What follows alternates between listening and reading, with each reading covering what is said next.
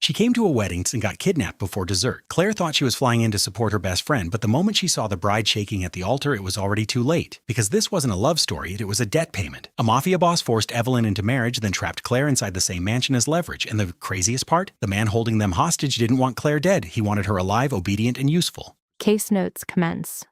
The primary subject, Evelyn Carter, proceeded toward the architect of her impending psychological confinement, observed only by a secondary subject, Claire Bennett, who perceived the underlying pathology. Within the venue, subject B registered the somatic distress signals of subject A but remained unaware of her own imminent entanglement in the same coercive environment. She failed to decode the predatory subtext of Leon Moretti's social gestures, or to anticipate that escape would become a nullified option. This file documents the progression of trauma bonding and the insidious mechanics of narcissistic control. The analysis begins at the precipitating event. The estate, a facade of architectural grandiosity, was designed to project power and permanence. Subject B, Claire Bennett, exhibited physical manifestations of anxiety, clutching her purse in a self-soothing gesture. Her discomfort palpable amidst the meticulously curated surroundings. The subject's bond was established in a collegiate setting, a dyad formed from contrasting personalities. Subject A, Evelyn, demonstrated a history of high-risk behavior and extroversion, whereas Subject B, Claire, displayed introverted, risk-averse tendencies. 6 months prior, an unsolicited communication from Subject A, marked by a pronounced vocal tremor, a clear indicator of duress, precipitated Subject B's involvement. This plea activated Subject B's profound loyalty, overriding her cautious disposition. Upon arrival, her feelings of alienation were amplified by the overt displays of wealth among the other attendees. The environment was saturated with signifiers of a socio-economic stratum far removed from her own, exacerbating her sense of displacement and unease. The social cohesion of the group was absolute, heightening Subject B's isolation. She engaged in social camouflage, a common coping mechanism, by attempting to minimize her presence. The abrupt arrival of Subject A, Evelyn, provided a momentary neurochemical relief. However, this was immediately counteracted by an assessment of Subject A's conflicting signals. Flawless cosmetic presentation contrasted with periorbital edema from distress. Her smile was a mask, failing to engage the zygomatic major muscles, and her extremities exhibited a low temperature consistent with an acute stress response. Her initial verbalization was a test of loyalty, followed by a rapid, deflective denial of her condition. Subject B's intuitive faculties correctly identified this behavior not as prenuptial anxiety, but as a symptom of a more severe underlying trauma. The emotion was correctly identified as fear. Subject B's inquiry about the groom, Leon, elicited mandibular tension and fragmented speech from Subject A. Her justification of the union cited transactional benefits, wealth and influence, over any emotional connection, while she simultaneously displayed hypervigilance. Her plea for proximity was a nonverbal signal of distress before an enforcer of the event's schedule intervened.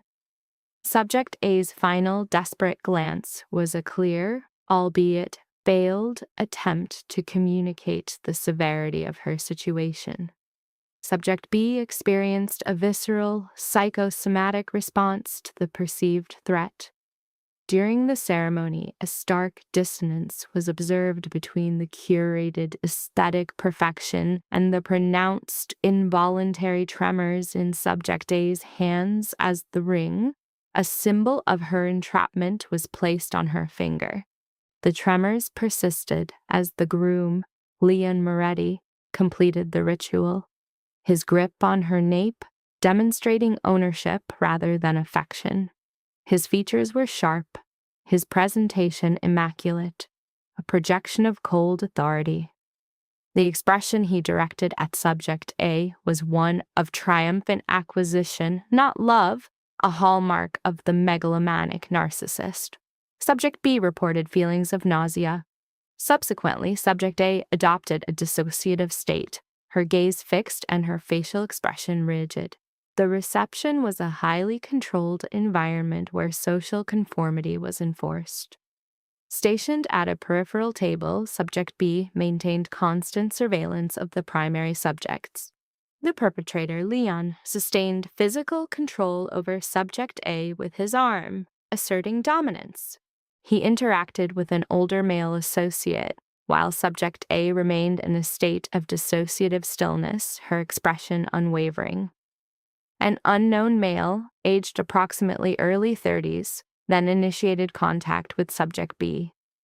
His demeanor presented a contradiction, a relaxed smile paired with an intensely analytical gaze. He identified himself as Vincent Moretti, the perpetrator's cousin. Subject B's response was guarded. When confronted with a direct question about her assessment of the event, she employed a lie. Vincent immediately identified the dissimulation, causing subject B to experience a sudden cardiac stress response. He noted that her apparent concern was an anomaly in an environment built on pretense. Subject B deflected with a false explanation, which Vincent appeared to accept, terminating the inquiry. His parting words, "Us outsiders should stick together," proposed an alliance based on their shared peripheral status. The evening's rituals proceeded, during which subject B continued to observe subject A's rigid posture and fixed smile, particularly during the first dance, a public display of her subjugation. Reaching her emotional threshold, subject B abandoned the main ballroom to locate subject A. She discovered her in isolation, gazing out a window in a posture of withdrawal. Subject A's initial response was to express concern over being discovered, betraying her state of constant fear. Subject B's direct confrontation finally breached her defenses, resulting in a sudden collapse of postural tension, indicating a momentary surrender to her emotional state. The confession was delivered with a blunted effect. The marriage was a coercive transaction to nullify a debt owed by her father to Leon's family, with death as the alternative. Subject B experienced a physiological shock response. Subject A articulated a profound sense of entrapment, stating the finality of her situation. Her sharp, bitter laughter at the suggestion of police intervention revealed her belief in the perpetrator's systemic impunity. The primary instrument of control was a direct threat against her father's life. In a move characteristic of victims of coercive control, she then attempted to sever her support system by urging subject B to leave and forget her, a paradoxical effort to protect her friend by enforcing her own isolation. Subject B refused to abandon her. The action is necessary. The portal opened, revealing Leon. His expression was benign, yet his gaze remained inert and cold. Subject located. Our associates are requesting your presence. Evelyn's entire affective state shifted. The displayed fear dissipated, supplanted by a rigid, artificial smile. Affirmative. I was concluding my farewell to Claire, who is scheduled to depart. Is that the case? Leon's focus moved to Claire. A regrettable development. The event is only now escalating. I must return to my lodging, Claire stated, maintaining vocal stability despite a rapid pulse. An early departure is scheduled. Illogical. Leon breached the room's threshold. You are Evelyn's primary social bond. Your presence is required overnight. We have numerous guest facilities.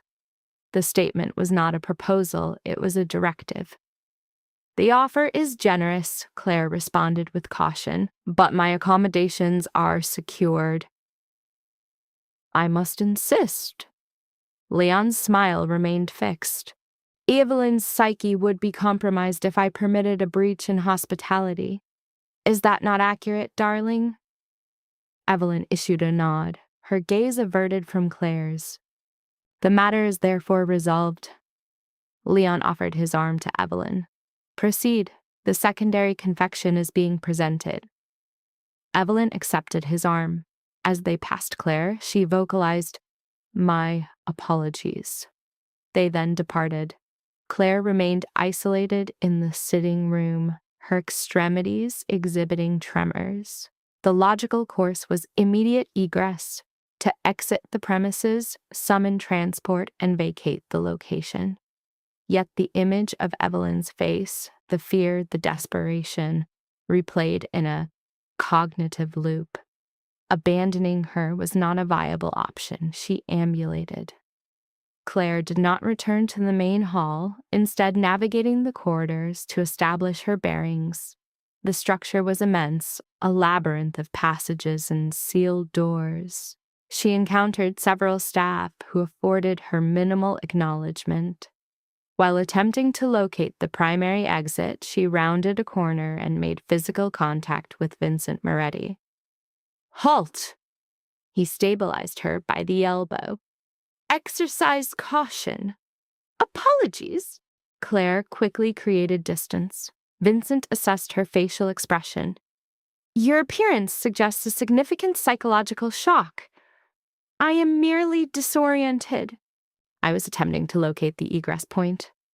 Vincent's expression remained neutral. "A challenging endeavor." Claire experienced a visceral sensation of dread. "Clarify." "Continue." Vincent gestured with his head toward a secondary door. "A private discussion is warranted." Every survival instinct prompted Claire to flee, yet Vincent was already in motion and her own navigational options were null. She complied. He guided her to a small library filled with volumes of apparent antiquity and value. Vincent secured the door and assumed a defensive posture against it. "You are assessing my trustworthiness, he observed. Claire remained silent. A sound strategy. Trust is not a recommended state within this family unit. However, I will offer unsolicited counsel predicated on my observation of your empathetic regard for Evelyn during the ceremony. My concern is genuine, Claire stated softly, then processed the following information. Leon's union with Evelyn is not rooted in affection. It is a transaction predicated on a paternal debt designed to demonstrate power. This is the family's operational modality. All interactions are transactional. Individuals are classified as assets or liabilities. What is your motive for this disclosure? Because your classification is about to shift to liability. Vincent disengaged from the door and began to pace. Leon does not tolerate unresolved variables, and you, Claire Bennett, are such a variable. Your knowledge is excessive, your emotional investment is excessive, and you lack integration into the family structure. Claire's mouth became arid. My departure is scheduled for tomorrow. Negative.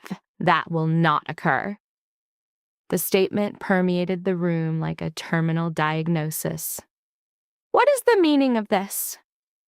Claire's vocalization was attenuated. Vincent ceased his movement, making direct eye contact. Leon's operatives have you under surveillance. Do you believe you can exit the premises, enter a taxi, and return home? That outcome is precluded.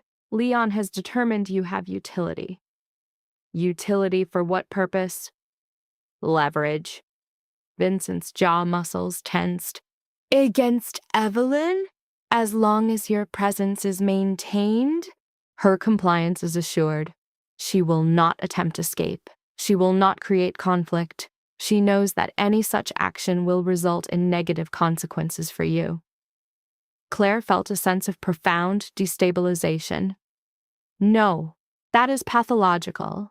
I am a non-entity. I don't. You are her closest associate. That elevates your status to a significant entity. Vincent reduced the distance between them, his tone now urgent. Listen, upon their arrival, and their arrival is imminent, do not resist. Do not create a disturbance. Accompany them. Cooperate. Increased compliance correlates with improved treatment. You're instructing me to permit my own abduction? I am instructing you on the methodology for survival. Claire's respiration became shallow and rapid. This event was incongruous with reality. It was intended to be a wedding, a brief excursion. Her projected timeline involved return to her stable employment, her quiet existence by Monday. I must alert someone, she whispered. I must. Who? Vincent's laugh was discordant. The staff? They are Leon's employees, the guests. They are either family members or individuals too intimidated to defy the family. Law enforcement, they have been compromised. He stepped back, shaking his head. There is no external intervention forthcoming, Claire. There is only you and the decision of how to react to the subsequent events. Before Claire could formulate a response, footsteps resonated from the hallway. Vincent seized her arm. Recall my instruction. Do not resist. He then vanished through a previously unnoticed side door, leaving Claire in isolation. The library door opened. 2 men entered. Both were of large stature, wearing suits that inadequately concealed armaments. One offered a smile. It was not a reassuring expression. Miss Bennet, he said, Mr. Moretti requires your presence. Claire's hands contracted into fists. I was just returning to the celebration. That course of action is no longer necessary. The man moved aside, indicating the hallway. Please, this way. Every somatic impulse urged Claire to flee, but no escape route was available. She recalled Evelyn. She recalled Vincent's warning, and she moved forward.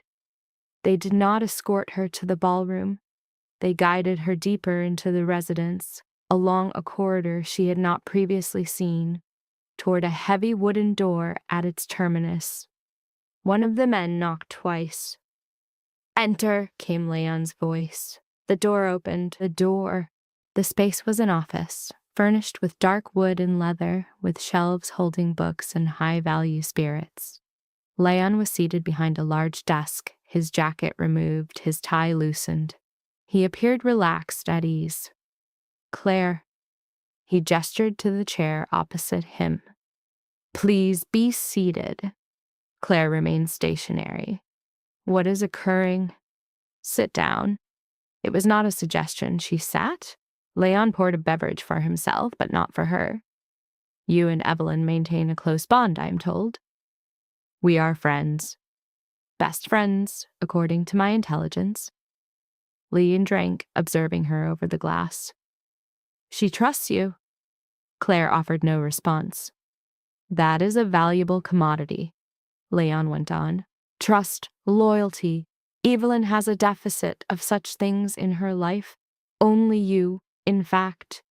If you cause her harm her? Leon's eyebrows arched. I have just married her. What is the logic in harming my wife?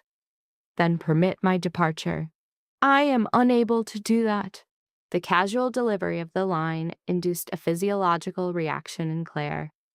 You cannot legally detain me, she stated, attempting to maintain a steady tone. People are aware of my presence, my employer, my family. They will note my absence. Will they? Leon settled back into his chair. Your file indicates you live alone. You are employed in a low-interaction office environment.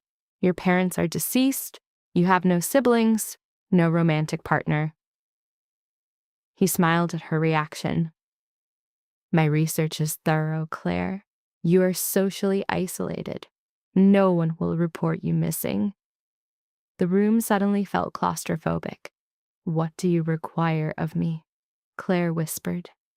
I require your continued presence, to function as Evelyn's friend, to provide her companionship, to assist in her acclimation to her new circumstances. Leon placed his glass on the desk. In exchange, I will ensure your comfort, a suitable room, adequate nutrition, whatever you require. Your only obligation is to comply. And if I refuse? Leon's expression was unchanged, but a coldness manifested in his eyes. Then Evelyn experiences distress, and you experience distress, and the outcome is negative for all parties. He stood, fastening his jacket. But you are an intelligent woman. You will make the correct assessment. He walked past her, pausing at the door. An associate will escort you to your room. Obtain some rest. Tomorrow we will review the regulations in greater detail. He then departed. Claire sat immobilized in the chair, her cognitive processes overwhelmed. This was not a plausible reality. Events of this nature do not occur, not to individuals of her profile, not in objective reality. Yet the secured door, the men waiting outside, the terror on Evelyn's face, it was all verifiably real. She was a captive. She ambulated. The room assigned to her was aesthetically pleasing in an oppressive manner. A large four-poster bed, deep carpeting, windows with a view of the gardens. It would have been a desirable space if the windows were not sealed, if a guard were not posted outside the door. Claire stood in the center of the room, still wearing her navy dress, and attempted to suppress a panic response. She had to engage in strategic thinking to devise an escape plan. Her knowledge of the state's layout was null. She had no data on guard numbers, and her communication device had been confiscated. Her purse was taken upon entry. She was isolated, completely isolated. A soft rap on the door triggered a startled reflex. Enter, she said, as no other response was logical. The door opened. Evelyn entered, still clad in her wedding gown, and secured the lock behind her. My time is limited, she said rapidly. Leon is occupied with his relatives, but he will detect a prolonged absence. Subject Evelyn approached, initiating physical contact with Claire. An escape imperative was vocalized, followed by immediate self-negation. Claire's counter-proposal met with a fatalistic response. Evelyn's vocal tone fractured. I attempted flight before the ceremony. Recapture was swift, and I was forced to witness retaliatory actions against my associates. The trauma is a conditioning I cannot repeat. What is our recourse? Evelyn displayed acute lacrimal discharge. We endure. That is the only protocol. We endure, we observe, and perhaps someday. Her thought trailed off. I regret involving you. My motive was a final social interaction before. Her communication ceased. Claire initiated a supportive embrace into which Evelyn submitted, displaying silent, convulsive sobbing. We will formulate a strategy, Claire stated, lacking any tactical data. A solution will be found, I assure you. Evelyn disengaged, managing her tears. I must withdraw. If Leon discovers my presence, proceed. It is acceptable. Evelyn paused at the exit. The environment here operates on a binary of tolerable and hostile days. On tolerable days, a degree of autonomy is permitted. On hostile days, her speech faltered. Comply with all directives, Claire, I implore you. Do not exhibit defiance. Do not adopt a heroic posture. Merely survive. With that, she departed. Claire remained in the silent enclosure, her cardiac rhythm accelerating. Survival, that was her sole directive. No extraction, no evasion, only existence. She moved to the window, pressing her palm to the pane. Beyond, the grounds were obscured by darkness, the mountains stark silhouettes. In the valley below lay external society, a world as remote as another celestial body. Claire ceased visual input, her respiration unsteady.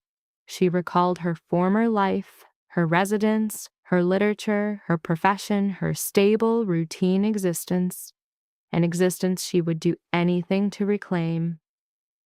But that life was nullified, seized by a man who perceived humans as instruments, who amassed individuals as others might amass fine art. A new caustic realization formed. Leon had confirmed his due diligence. He had ascertained her isolated social status, knowing no search party would be initiated.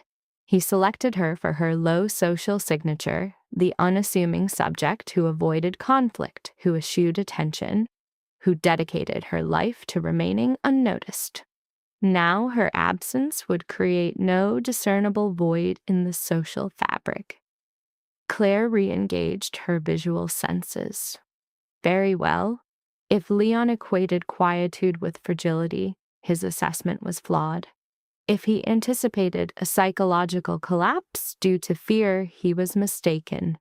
The methodology was unclear, no strategy yet formed, but eventually an exit vector would be identified, for her and for Evelyn. The primary objective was to maintain viability until that opportunity manifested. Basab, the next diurnal cycle, commenced abruptly. Claire had not entered a sleep state.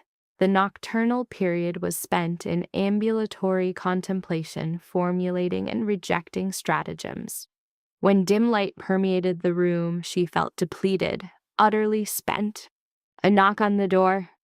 "Miss Bennet?" A female voice, precise and detached. "The morning meal is served. I request you dress and proceed to the lower level." Claire observed her current state. She remained in the previous day's attire, now creased and restrictive. "I possess no alternative clothing," she responded. "Examine the wardrobe."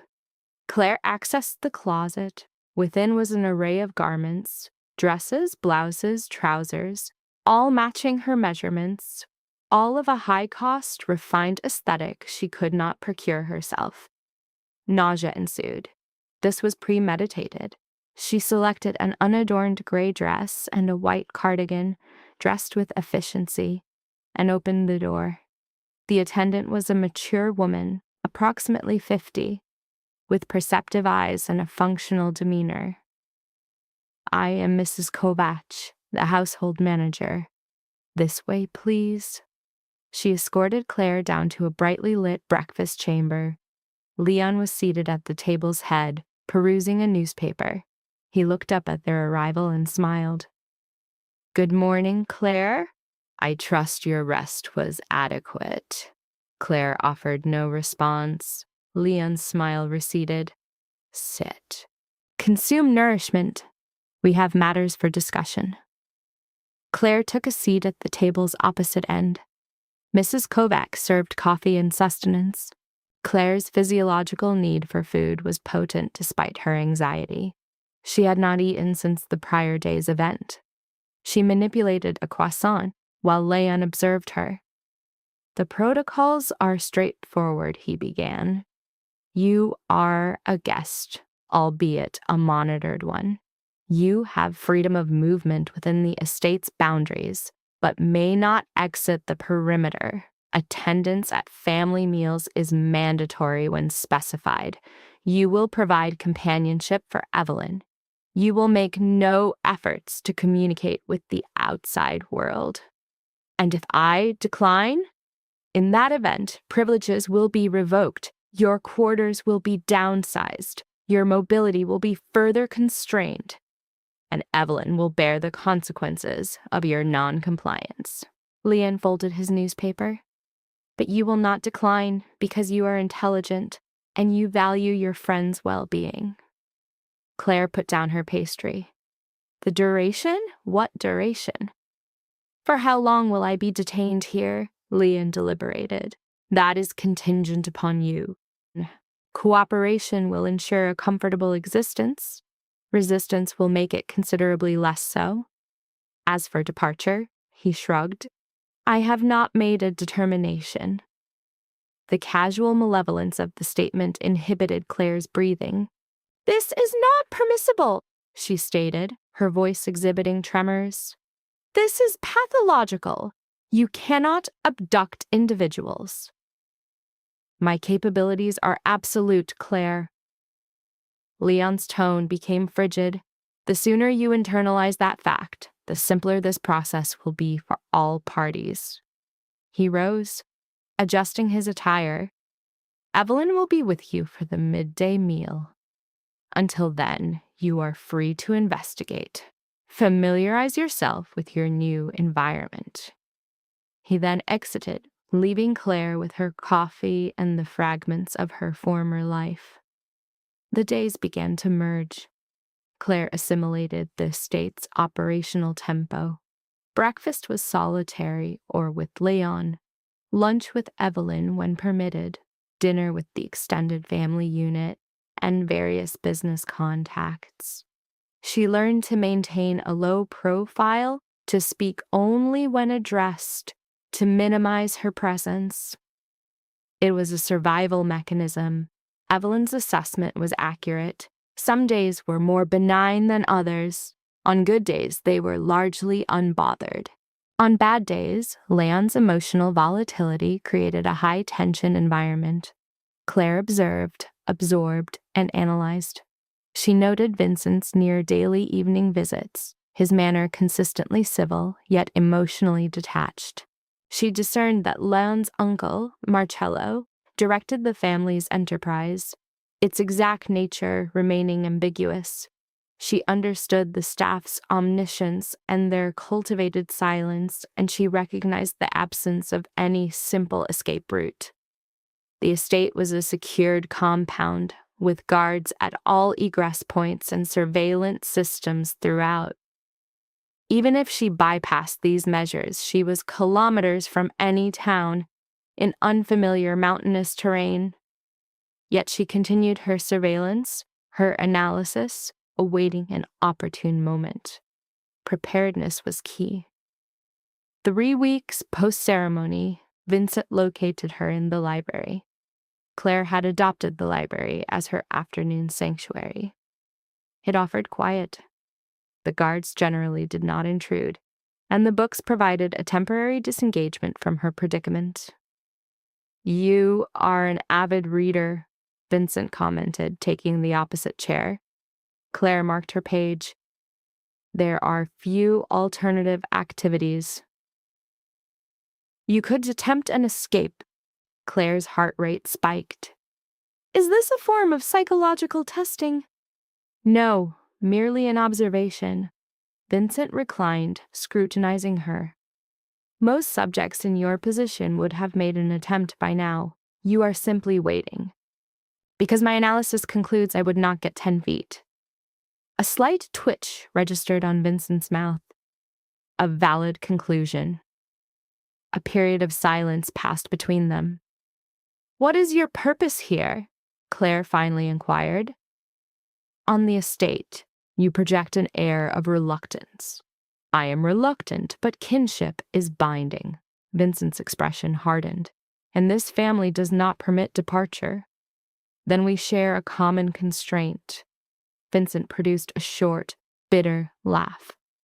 Yes, I suppose we do. He stood to go, then hesitated.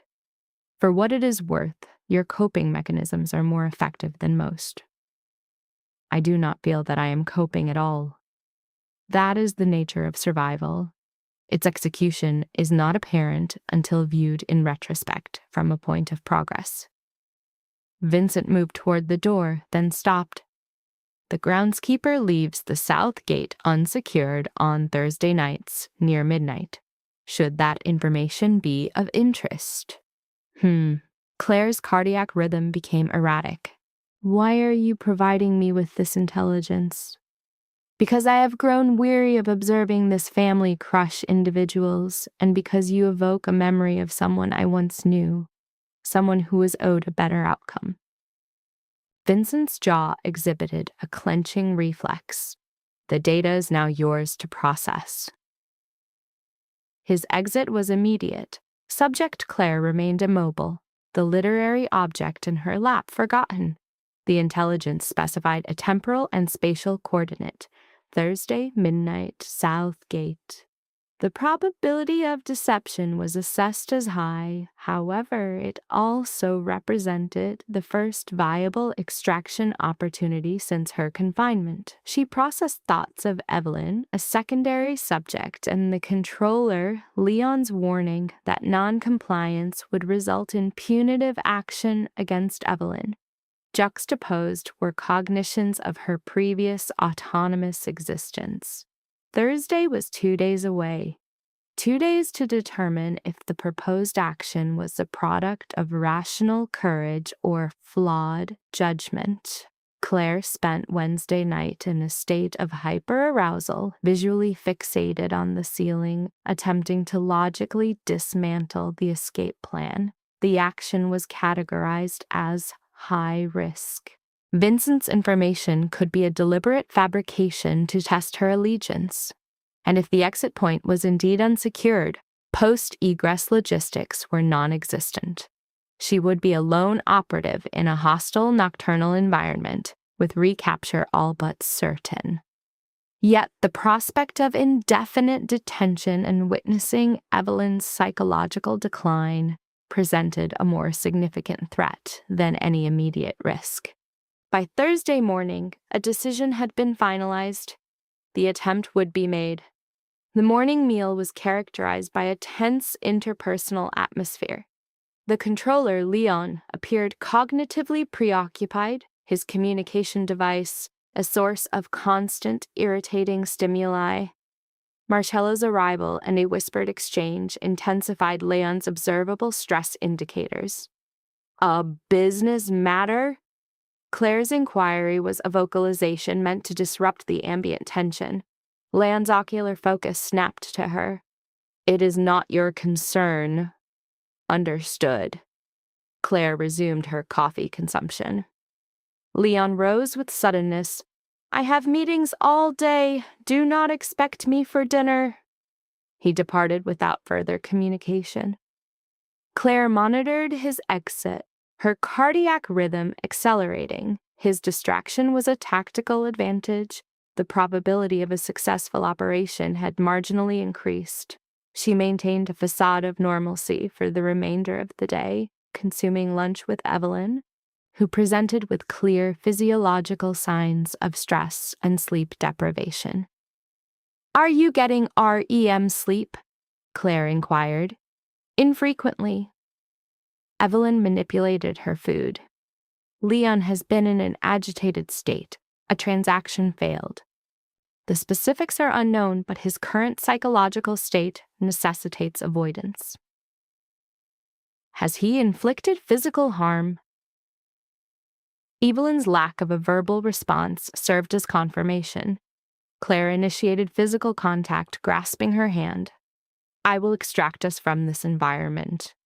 "Claire, desist." Evelyn's grip intensified. "I know you are contemplating this, but do not. They will apprehend you. Apprehension is the standard outcome." "What if it is not?" "It will be." Evelyn's voice displayed signs of emotional distress. "When they do, Leon will use you, both of us, as a deterrent for others. I cannot witness that event." Claire withheld the intelligence about the unsecured gate. In a failure scenario, Evelyn's plausible deniability was paramount. "It is merely a thought exercise," Claire prevaricated. "I am not initiating any action." Evelyn appeared unconvinced, but ceased her protests. That afternoon, Claire returned to her quarters and began preparations. Subtlety was key. Any missing items would trigger an alert. She donned multiple layers of clothing, concealing leggings beneath a skirt and a tank top under her blouse. A small water bottle was secreted into her cardigan pocket, a minimal but necessary provision. At dinner, she was the sole occupant. The large dining area amplified the controller's absence. Mrs. Kovac, a staff member, served the meal with a neutral expression. "Is Mr. Moretti expected to return tonight?" Claire probed. "That information is not available to me, miss."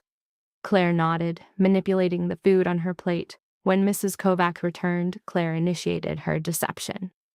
"I feel unwell. I believe I will retire for the evening." The staff member's eyes narrowed fractionally. "Should I summon the physician?" "No, it is merely fatigue." "As you wish." Mrs. Kovac removed the plates. "Rest well, miss." Claire proceeded to her room, closed the door, and began her vigil. The estate transitioned to its nocturnal state. Auditory stimuli from the hallways decreased in frequency. By 1100 hours, the environment was functionally silent. Claire changed into low-visibility attire, black trousers and a dark navy sweater. She left her room illuminated, arranging pillows beneath the blankets to simulate a sleeping form. She then opened her door a fraction and performed an auditory scan. Silence.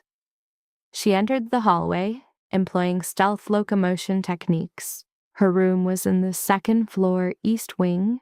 The target exit was on the estate's opposite side, requiring a traverse of the main level undetected. The corridor was dimly lit, creating long shadows. Claire maintained contact with the wall, her autonomic nervous system response so pronounced she feared its sound would be detected. She reached the primary staircase without incident. Below, the marble-floored entrance and an adjacent guard station were visible. Claire retracted, pressing herself against the wall. An alternate route was necessary. She backtracked to a service stairwell, a narrow, unlit passage leading to the kitchen area. From there, the garden doors were accessible. The stairs emitted an acoustic signature under her mask. Claire froze, holding her position, but no response was triggered. She resumed movement. The kitchen was vacant and dark. Claire proceeded to the garden door and tested the mechanism. It was secured. Suppressing a frustration response, she scanned the area for a key. She initiated a quiet, tactile search of nearby drawers. After encountering cutlery and linens, her search yielded a key ring inside a cupboard. Claire retrieved it and began testing the keys. The first 4 failed. The 5th key engaged the lock. The door opened and she was met with a rush of cold night air. Claire stepped outside, secured the door behind her, and began to run. The gardens were a complex network of paths, but she had performed visual reconnaissance from her window. She knew the vector to the south gate. Her strategy was to remain in shadow and avoid primary walkways. A beam of light swept the area. Claire dropped behind a hedge, her physiological stress response peaking. A guard passed, his radio emitting static. His relaxed state indicated he was unaware of her presence. Claire waited for him to clear the area, then continued her advance. The south gate was an old, ivy-covered iron structure between 2 walls. As she approached, she visually confirmed Vincent's intelligence. The padlock was open, its chain slack. This was the moment of egress. Claire reached for the gate. Initiating a departure, she spun. Vincent stood 10 feet away, his expression obscured by darkness. Claire's cognitive functions accelerated. "You stated." "I am aware of my previous statement," Vincent interrupted, closing the distance. "I also indicated it could be a misdirection. Did you factor that variable?" "Yes." "And you proceeded regardless?" "The attempt was necessary." Vincent observed her for a protracted moment. He then produced a cellular phone from his jacket. A hiking trail is located approximately 2 miles south. It follows a ridge to the valley. At its base is a ranger station. It will be unstaffed, but it contains an emergency phone. Contact an outside agency. Request assistance. Claire stared at the device. What is your motive for assisting me? My motive is a cessation of complicity. Vincent's voice was strained. I have observed this family unit destroy a sufficient number of individuals. I will no longer passively participate. He pressed the phone into her hand. Go. Proceed before I reverse my decision. Claire's fingers secured the device. What about Evelyn? I will mitigate what I can, but you are ineffective as an asset to her, while you are also captive here. This logic mirrored Claire's own internal analysis. If Leon discovers your involvement, he will not. Vincent's jaw tensed. My report will state I detected your escape, attempted to intervene, but you evaded capture. The narrative will hold. Vincent, go. After a final moment of hesitation, Claire stored the phone, opened the gate, and ran into the darkness. The forest was dense and opaque. Claire navigated by feel, impeded by roots and branches. She continued moving, her adrenal response overriding her fear. She had successfully breached the perimeter. The objective was now the ranger station, 2 miles. The distance was manageable. From behind her, a shout was audible. The open gate had been discovered. Claire increased her speed. The trail was uneven and poorly defined. Claire activated the phone's light source, a tactical error that eliminated her night vision. She deactivated it, allowing her eyes to recalibrate. Her respiration was labored, her leg muscles burning. Terror, she noted, was a powerful physiological motivator. The trail began a downward slope. Her foot lost traction on loose gravel, causing her to fall and abrade her palms of the rock. She suppressed a vocalization of pain, pushed herself up, and continued. More shouts, closer now. The pursuit was closing in. Claire's breathing became ragged. She could not maintain this pace. The probabilities were shifting towards collapse or capture. Then she perceived it, a gap in the foliage, a clearing, and centered within it, a small timber structure, the ranger station. Claire initiated final surge of locomotive power, breaching the doorway. The interior was dark, with an aroma of dust and aged lumber. She located a light switch, activating it, bathing the room in stark fluorescent illumination. Emergency communication device. Where was the device? There. Wall-mounted, a red enclosure with white text. Claire forced it open, seized the handset, and initiated a call. It signaled once, twice. 911, state your emergency. I am a victim of abduction. The words emerged in a rush. My designation is Claire Bennett. I'm at a ranger station in the mountains. My precise coordinates are unknown, but it is near an estate owned by Leon Moretti. He has held me captive. I require immediate assistance. The door was breached. 2 guards entered and seized her. Claire vocalized distress, resisting, but their physical superiority was overwhelming. One operative tore the phone from her grasp, terminating the connection. No!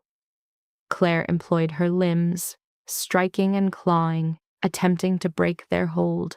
A vocalization of distress was physically suppressed.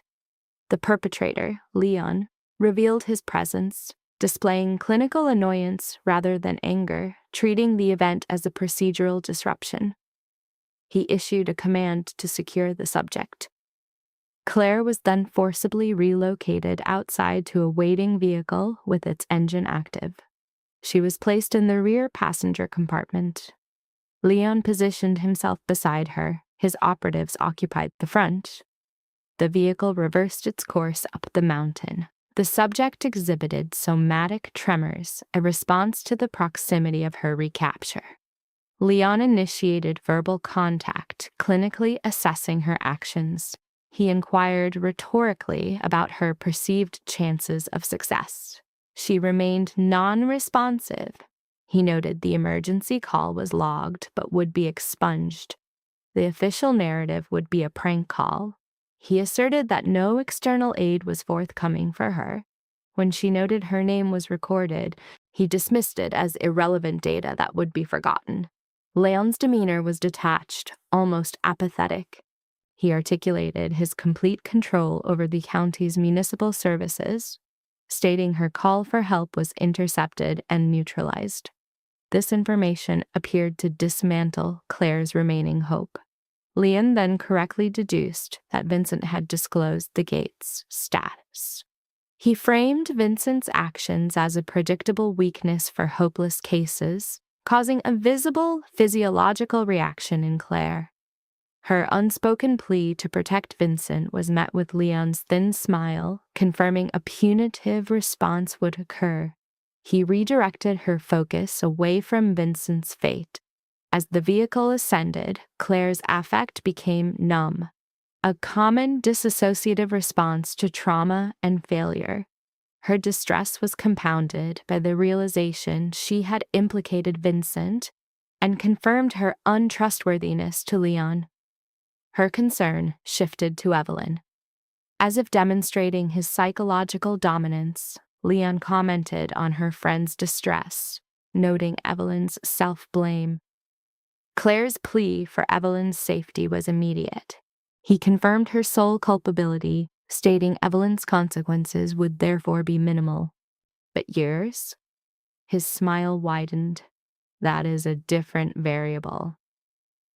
Upon arriving at the estate, operatives removed Claire and escorted her not to her quarters, but to a subterranean level. The containment room was a sensory deprivation chamber, small, windowless, with concrete walls and a cot. A bucket served as a latrine, the door locked externally. Leon observed her assess the environment. He informed her that her confinement would last until he deemed her behavior modified. Sustenance would be provided twice daily, but all stimuli and social interaction were forbidden. She was to be isolated to contemplate the consequences of defiance. Her query regarding the duration was met with an indefinite answer. He then sealed the door, initiating total darkness. This environmental control is a classic technique to break a subject's will. Claire's response was to collapse onto the cot and attempt to self-soothe. The subject had risked her position and failed completely. Time perception began to degrade. Claire lost all temporal reference, a predictable outcome of sensory deprivation. Her only markers were the daily provision of rations, delivered impersonally through a slot. She alternated between periods of sleep and agitated pacing. Her cognition became fixated on the escape attempt, a form of trauma looping. She concluded Leon's manipulation was deliberate. He had permitted the illusion of escape to intensify the psychological impact of her recapture. This calculated cruelty is a key indicator of his psychopathy. After an indeterminate period, the door opened, causing temporary blindness from the sudden light. The silhouette was not Leon, but a subordinate. The guard's instruction was simple. Claire exhibited signs of muscle atrophy. She required physical assistance to ambulate. The guard supported her and escorted her to the upper level, where the ambient light induced disorientation. She was brought to a bathroom. The directive was to perform hygiene and dress in the provided clothing within 15 minutes. He secured the door behind her. Claire's reflection presented symptoms of severe stress, matted hair, pallor, and hollowed eyes, appearing prematurely aged. She complied with the instructions. The provided clothing was neutral and nondescript. After emerging, the guard led her to the dining area. Leon was present with a full breakfast arranged before him. He gestured for her to be seated next to him and instructed her to eat. Though lacking appetite, she complied through the performative act of nibbling toast. He observed her closely before asking if her conditioning was successful. Her affirmative response was toneless, suggesting learned helplessness. Satisfactory. Leon consumed his coffee. Evelyn has demonstrated concern. I have decided to permit you a supervised visit. Claire's attention immediately fixated on this. She inquired about Evelyn's condition. Leon confirmed her physical well-being, but noted her emotional distress, which he attributed to Claire's failed escape and Evelyn's subsequent self-recrimination. The induced guilt was palpable in Claire's reaction. Her request to see her was granted, contingent on finishing the meal.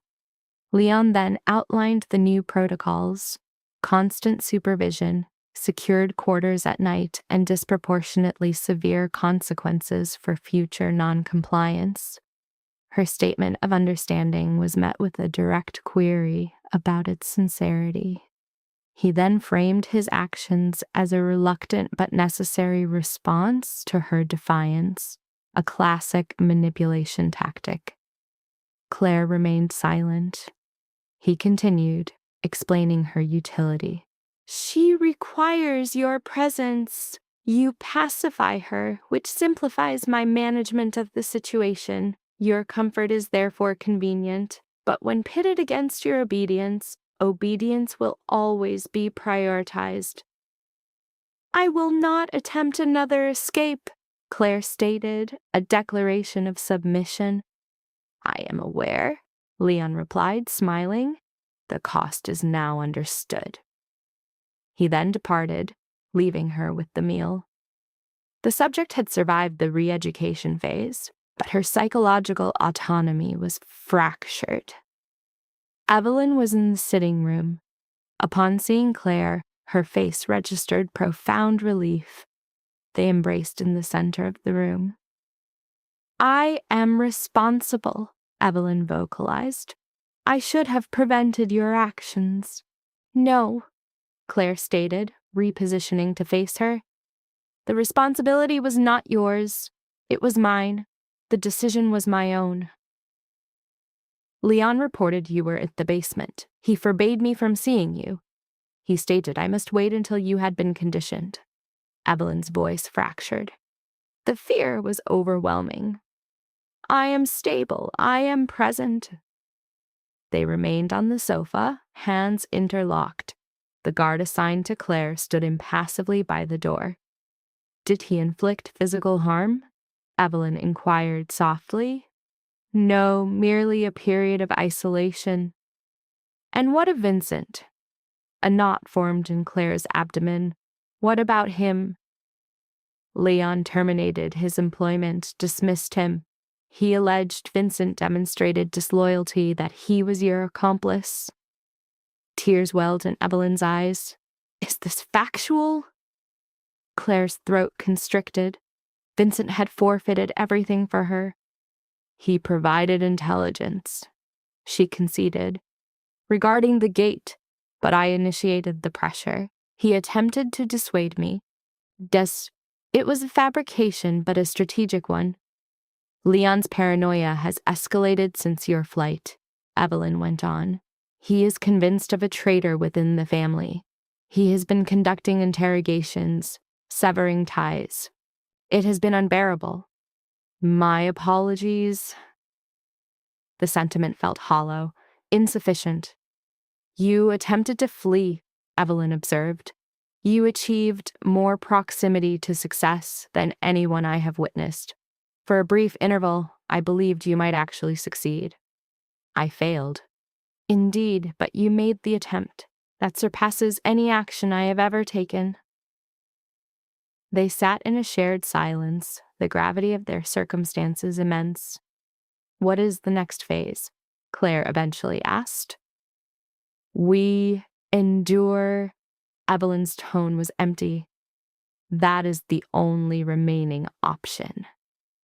Claire felt an urge to object, to insist on more than mere survival. Yet the basement had demonstrated the cost of optimism, so she simply held her friend's hand, remaining silent. The subsequent weeks were altered. Claire was under constant surveillance. A guard shadowed her movements to meals, the library, her chambers. At night, the door was secured externally.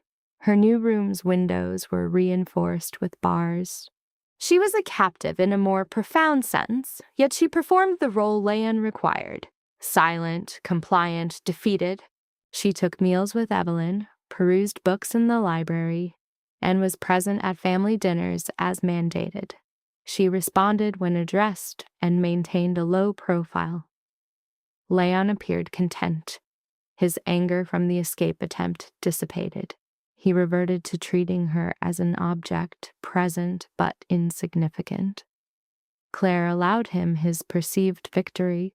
However, in moments of solitude within her locked room, she reflected on Vincent's statements, the near-completed phone call, and how close she had been. The failure had nonetheless proven a point to her. She possessed more resilience than was assumed. And one day, that could be significant. 2 months post-attempt, Evelyn arrived at lunch with an announcement. "I am pregnant," she stated quietly, her hand on her abdomen. Claire's respiration ceased. "Is Leon aware?" "I informed him this morning. He is pleased." Evelyn's smile was vacant. "He desires an heir. This outcome will satisfy him." "And your feelings on the matter?" Evelyn remained silent for a long interval. Terrified, she finally confessed. "I do not wish to introduce a child to this environment, to his world, but there is no alternative." Claire extended a hand across the table, taking hers. "You will be a capable mother." "Will I?" Evelyn's voice wavered. "How can I safeguard a child when I cannot safeguard myself?" "You will discover a method. We both will." It was a commitment Claire had no means of fulfilling, but she made it regardless, as sometimes commitments are the only assets one has left. The pregnancy altered everything and nothing concurrently. Leon's demeanor toward Evelyn softened in the initial months, his hand often resting on her stomach at dinner, his voice gentler. Claire observed this with a deep sense of unease, knowing it was not affection, it was proprietorship. Leon was indifferent to Evelyn. He was invested in the child she carried, the successor who would solidify his family status. Evelyn became more withdrawn as her pregnancy advanced. She avoided Claire's gaze more frequently. She spent increased time in her room under medical advisement, while Claire sat under supervision in the library or ate her meals alone. The estate felt larger, more desolate. 3 months into the term, Evelyn experienced her first significant medical event. Claire was reading when Mrs. Kovach materialized in the library entrance, her expression taut. "Miss Bennet, Mrs. Moretti, was transported to the hospital. Mr. Moretti wished for you to be informed." Claire's book slipped from her grasp. "Is she all right? What transpired?" "Hemorrhaging." "The physicians are attending to her now." Claire rose. "I must see her." "That is not permissible. I am not concerned with what is permissible. She is my friend, and Mr. Moretti's instructions were explicit. You are to stay here." The guard by the door shifted his posture, his hand moving toward his belt as a reminder. Claire's hands clenched into fists. "At a minimum, inform me of her condition, please." Mrs. Kovach's demeanor softened marginally. "I will update you when I receive information." She departed. Claire collapsed back into her chair, her pulse accelerating. She attempted to resume reading, but the text was a blur. She stood, paced, and sat once more. The guard observed her with his typical vacant expression. The hours passed slowly. Finally, around midnight, Mrs. Kovac came back. Mrs. Moretti's condition is stable. The fetus is unharmed. She is being held overnight for monitoring, but the physicians anticipate a complete recovery. Relief washed over Claire with such intensity she had to clutch the chair's arm. "Thank you. Mr. Moretti will escort her home tomorrow. You will be permitted to see her at that time." Claire nodded, unable to speak. That night, isolated in her secured room, she allowed herself to weep. For Evelyn, for the infant to be born into this ordeal, and for herself, ensnared and powerless, incapable of aiding the one person who was important. Evelyn returned the following afternoon, looking pallid and exhausted. Leanne was attentive, performing the role of the devoted husband for the attending doctor. Claire remained aside, waiting. When Leanne finally stepped away for a call, Claire approached Evelyn's side. "I am all right," Evelyn said preemptively. "It was only minor spotting." The doctor indicated this is not uncommon. "Are you certain?" "I am certain." Evelyn's hand went to her abdomen. "The baby is fine, a strong heartbeat. Everything is fine." Yet her voice trembled on the final word. Claire pulled a chair nearer and sat. "You need not maintain a facade with me." Evelyn's composure shattered. I believed I was losing it. For several hours, I thought perhaps this ordeal would simply conclude. And then I felt immense guilt for that thought because the baby is not at fault. None of this is the baby's fault. No, it is not. What kind of mother has such thoughts? The kind who has endured hell. Claire responded softly. You are permitted to be afraid. You are permitted to wish for a different reality. I constantly contemplate what will happen after the birth. If it is a boy, Leon will demand he be raised in a specific manner, indoctrinated into the family business, molded into a facsimile of himself. Evelyn's eyes filled with tears. And if it's a girl, she did not need to finish. Claire took her hand. We will navigate this, one day at a time. You keep saying that, but I fail to see any path to improvement. Claire had no rebuttal for that. The pregnancy continued. Evelyn's abdomen swelled. Leon engaged a nurse, a stern woman named Mrs. Chen, to monitor her constantly, who took her duties seriously and relayed all information to Leon. Claire's contact with Evelyn diminished during those months. The nurse enforced bed rest, supervised her diet, her sleep, and her stress. Claire was granted brief, supervised visits, with Mrs. Chen always hovering nearby taking notes. It was like losing her friend once more. Claire structured her days with routine: breakfast, library, lunch, more reading, dinner, bed. The same guard, a man named Marcus who spoke only when essential, trailed her everywhere. She adapted to his presence, feigning his non-existence. One afternoon in the library, she found herself gazing at a shelf of art books, photography collections, and museum catalogs on famous painters. She selected a heavy volume on Italian Renaissance art and began to browse its pages. The images were exquisite, intricate. She had always appreciated art, taking some college courses, but had never seriously pursued it. She spent the remainder of the afternoon with that book, and then others. It provided a focus, a mental diversion from the locked doors, the guards, and Evelyn's advancing pregnancy.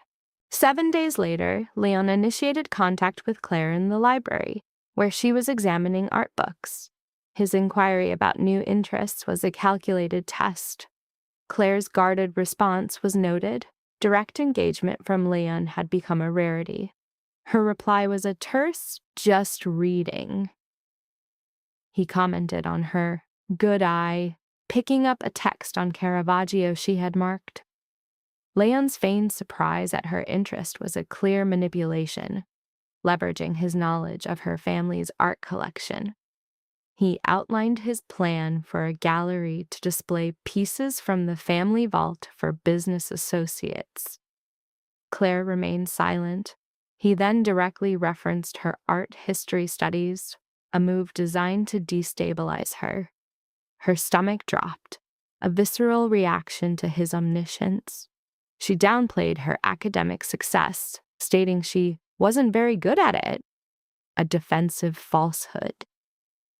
Leon countered with her transcript, citing a grade of A and her professor's praise. Claire's physical tension increased, her hands gripping the book. He then presented his proposition. The subject's proposal involved cataloging the family collection, a task framed as a long-term project. Claire correctly identified the offer's true nature. "You want me to work for you?" Leon reframed the forced servitude as a gift of purpose, employing a tone of feigned kindness. He accurately assessed her psychological state as bored and restless, offering a structured activity as a remedy. The attached conditions constituted a revised form of imprisonment, increased freedom of movement within the estate in exchange for compliance. The illusion of autonomy was a textbook control tactic. Claire's question, "What's the catch?" demonstrated her awareness of the manipulation. Leon's terms were simple. Cooperation grants privileges, while escape attempts result in total deprivation. His smile became a mask for the threat. Observing the stolen art in the book, she acquiesced, recognizing her lack of options.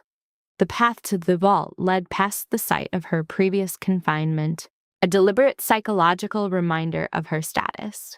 Leon personally escorted her to the vault with Marcus as security. His narrative about the collection's history, a mix of legitimate and less conventional acquisitions, served to normalize his family's criminality. Upon opening the heavy steel door, Claire exhibited a classic response of shock. The vault's immense scale, filled with countless paintings and sculptures, was designed to overwhelm. The contents represented a staggering fortune in misappropriated cultural artifacts. Leon designated this space as her new work area, outlining the strict schedule. Access from 8 in the morning until 6 at night, under Marcus's constant surveillance. As Claire moved through the room, she began identifying major art historical periods: Renaissance, Baroque, Modern, all displaced into this subterranean gallery. The scene was one of profound cultural dislocation. When she inquired about the art's origin, Leon's reply was vague, attributing it to a multi-generational family legacy, a narcissistic reframing of theft. Her unspoken thought that it was stolen and hidden was a moment of internal resistance she prudently concealed. To maintain the professional pretense, she requested necessary supplies for the task. Leon's immediate agreement to provide them reinforced his control over her new purpose. Once alone in the vault, Claire experienced the psychological weight of her task, recognizing her role in organizing a criminal's inventory. The work, however, became an effective coping mechanism. Her days fell into a rigid routine, providing a structure that fully occupied her cognitive functions and limited emotional distress. She began with a systematic inventory, photographing and researching each item's provenance where possible. Some pieces possessed acquisition records, while others lacked any documentation, which she correctly deduced were the stolen items. This distinction was a source of cognitive dissonance she actively suppressed to maintain focus. A predictable rhythm emerged: inventory in the morning, research in the afternoon, and nightly return to her room in a state of mental exhaustion. Contact with Evelyn diminished as her high-risk pregnancy entered its final trimester, necessitating near constant bed rest. Their brief visits were confined to neutral topics, avoiding the stressful subjects of the baby or their future. Evelyn's physical decline was apparent, yet her verbal reassurances of being fine were consistently unconvincing. One afternoon, Claire's examination of a small portrait revealed a structural anomaly in its frame. The backing appeared incongruously modern. She carefully removed the piece and confirmed her suspicion. The backing was a recent addition with a nearly invisible seam. Claire's decision to investigate further, despite it being outside her assigned duties, suggests a reawakening of agency. Prying the backing loose, she discovered a folded paper. Unfolding the document, she found a letter written in Italian, dated 15 years prior. Her comprehension was sufficient to grasp its content. A daughter's desperate plea for the return of the painting, stolen from her deceased mother's estate. The subject's physical reaction, a turning stomach, was acute. She carefully replaced the letter, restoring the frame to its original state. The experience triggered a profound psychological shift. The objects were no longer abstract artifacts. They were now intrinsically linked to human loss and suffering. This realization precipitated a crisis of conscience. Her survival strategy now felt like active collaboration in Leon's predatory system. The guard Marcus interrupted her distress with an inquiry. "Fine," she lied. A common response for a captive concealing emotional turmoil. He accepted her explanation and withdrew. She resumed her work, seeing no other viable path. Evelyn's labor began on a Tuesday. Mrs. Kovach's breathless announcement sent Claire running upstairs, but she was physically blocked by the nurse, Mrs. Chen, who enforced a family-only protocol. Her plea of being Evelyn's best friend was rejected and the door was closed. Left in the hallway, Claire was forced to listen to her friend's cries, experiencing profound feelings of helplessness and rage. Marcus instructed her to return to her room, but she refused, adopting a position of passive resistance on the floor. Her defiance, stating, "I don't care what Mr. Moretti wants," marked a significant, albeit small, challenge to authority. Marcus, appearing conflicted, chose to stand watch rather than escalate. Hours passed as she listened to the sounds of labor, her anxiety manifesting in self-harming gestures, like digging her nails into her palms. The sound of a newborn's cry near dawn signaled the ordeal's end. The doctor's appearance confirmed the birth of a healthy baby girl. The news provoked a complex emotional response in Claire. Relief for Evelyn's survival mixed with grief for the child born into captivity. Grief for the daughter, now subject to Leon's megalomaniacal control. The doctor granted her brief access. Evelyn was physically depleted but lucid. In her arms was the infant. Evelyn's first word to her was her name, Claire. She moved to the bedside to observe the child, named Layla. Evelyn then disclosed a critical piece of information. Leon wanted a boy. Her bitter laugh indicated her awareness of his narcissistic disappointment. Claire's response, "Then he's an idiot," was an act of solidarity. Evelyn expressed profound fear about her ability to protect the child. Claire's promise, "We'll figure it out together," was a repetition of a familiar yet unfulfilled vow. Observing the infant, however, solidified her resolve. Leon's subsequent emotional distance from both mother and child was a predictable narcissistic reaction to his expectations being thwarted. Leon's appearances were infrequent. He would observe the infant, Layla, with an affect Claire found unreadable before departing. Perhaps it was disappointment or simple aversion to the complexities of a neonate. His detachment, however, afforded Evelyn a necessary reprieve. Claire dedicated her available time to them, assisting with feedings, hygiene, and the myriad tasks of infant care. Evelyn exhibited symptoms of extreme exhaustion and emotional distress, bordering on collapse. "I am incapable of this," she vocalized one evening while attempting to soothe the crying Layla. "My fatigue is total, she is inconsolable, and I cannot identify her needs." "Your performance is adequate," Claire responded, gently taking the infant. "It is merely exhaustion. Permit me to intervene." Claire paced the perimeter of the room, applying gentle rhythmic motion to Layla. The infant's cries subsided into whimpers before ceasing entirely. The child's form relaxed against Claire's torso. Claire observed her, a small subject who had not consented to this hostile environment. "My apologies," she sub-vocalized. "My apologies for the world you have inherited." Layla initiated a yawning reflex, and despite the circumstances, Claire registered a profound emotional shift within her own psyche. A psychological attachment formed, fierce, protective, and terrifying. She had failed to secure Evelyn's release, failed to orchestrate an escape, failed in all objectives. Yet this one task seemed achievable, ensuring the child's safety. It was a minimal, yet significant, goal. The subsequent months became an indistinct period.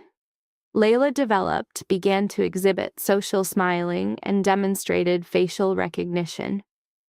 Evelyn's physical recovery progressed, though her psychological state appeared to deteriorate.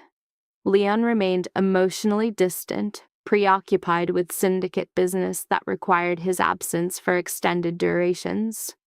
Claire resumed her archival duties in the vault, cataloging stolen artifacts and constructing a digital record of expropriated art. She had developed a coping mechanism of compartmentalization, suppressing conscious thought about the nature of her work. They endured. That was the baseline for existence. It had to be. Then one afternoon, 18 months after Layla's birth, Leon summoned Claire to his office. She complied, her heart rate elevated, speculating on the reason for the summons. Leon was seated at his desk, appearing fatigued.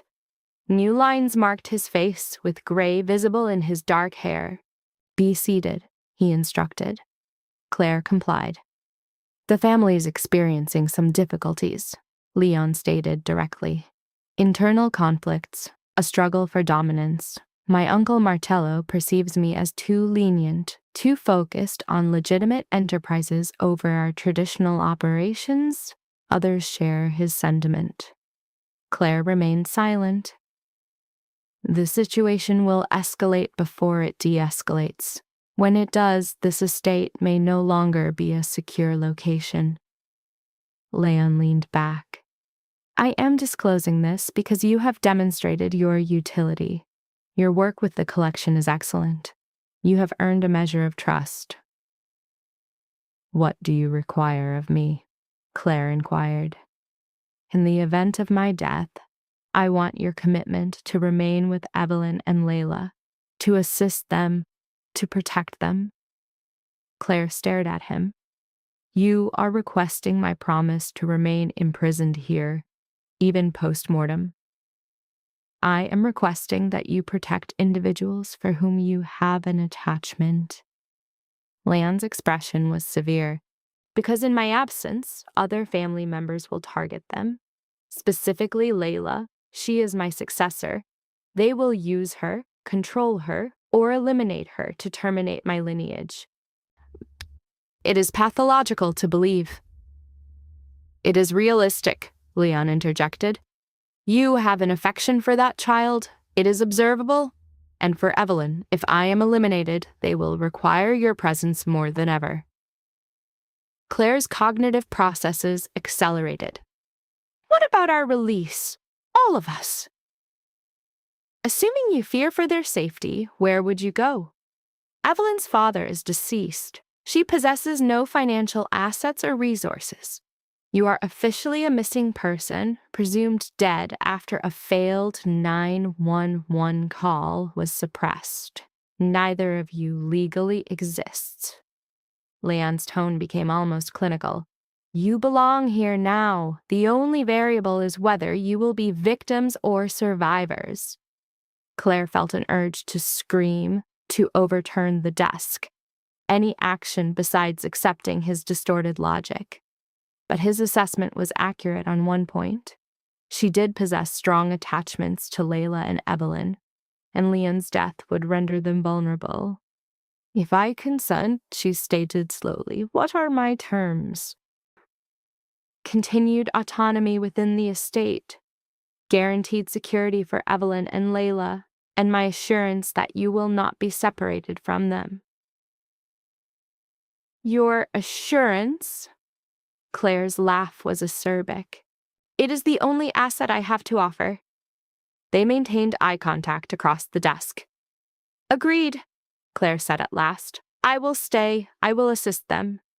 But not for my sake, for theirs. Leon nodded. That is all I ask. Claire stood to depart. One final point, Leon added. If a moment arrives where you must choose between flight and remaining, choose to remain. Their need for you surpasses your need for freedom. Claire exited without a verbal response, but she internally acknowledged his assessment was correct. She had already made that choice when she first held Layla. Leon's prediction materialized sooner than anticipated.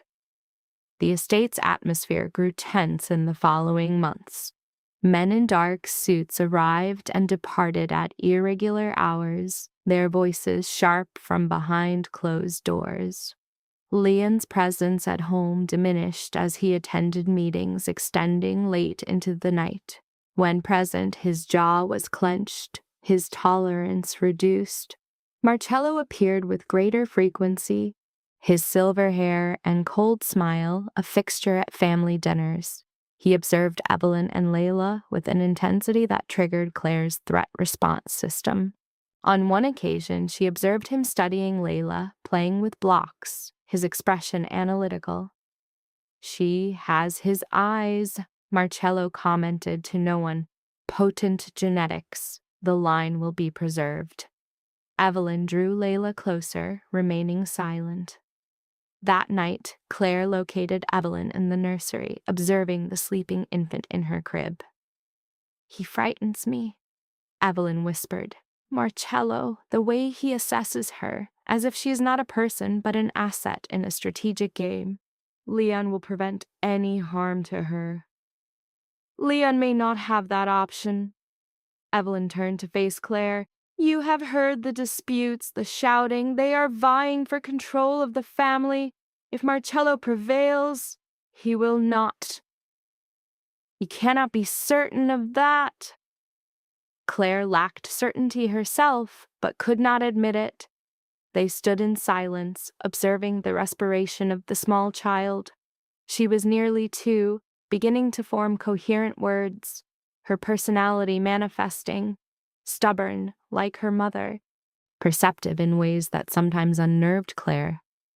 If an incident occurs, Evelyn said quietly, promise me you will care for her. No incident will occur. Promise me regardless. Claire looked at her friend's face, registering the palpable fear. I promise. Evelyn's posture relaxed in relief. Thank you. The tension culminated 3 weeks later. Claire was in the vault, documenting a collection of small Renaissance portraits when she registered the sound. Gunfire. Distant, yet unmistakable. Sharp reports echoed through the compound.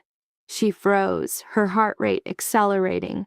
More shots, shouting. Claire dropped the camera and ran towards the stairs. Marcus materialized at the vault entrance, obstructing her exit. Remain here, he commanded. What is happening? Remain here. He pulled the heavy door closed. The locking mechanism engaged. Claire was isolated in the vault. The thick walls muffled most of the sound, but she could still discern raised voices, running footsteps, and occasional gunfire from above. She pressed her ear to the door, attempting to process the auditory data. A conflict. It sounded like an internal war was unfolding in the residence above her, with Evelyn and Layla caught in the vicinity. Claire struck the door. "Marcus, release me. Someone."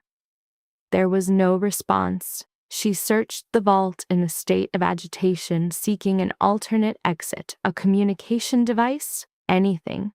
But Leon's design was thorough. The vault was intended to prevent ingress, not egress, but the outcome was identical. She was contained. Hours elapsed.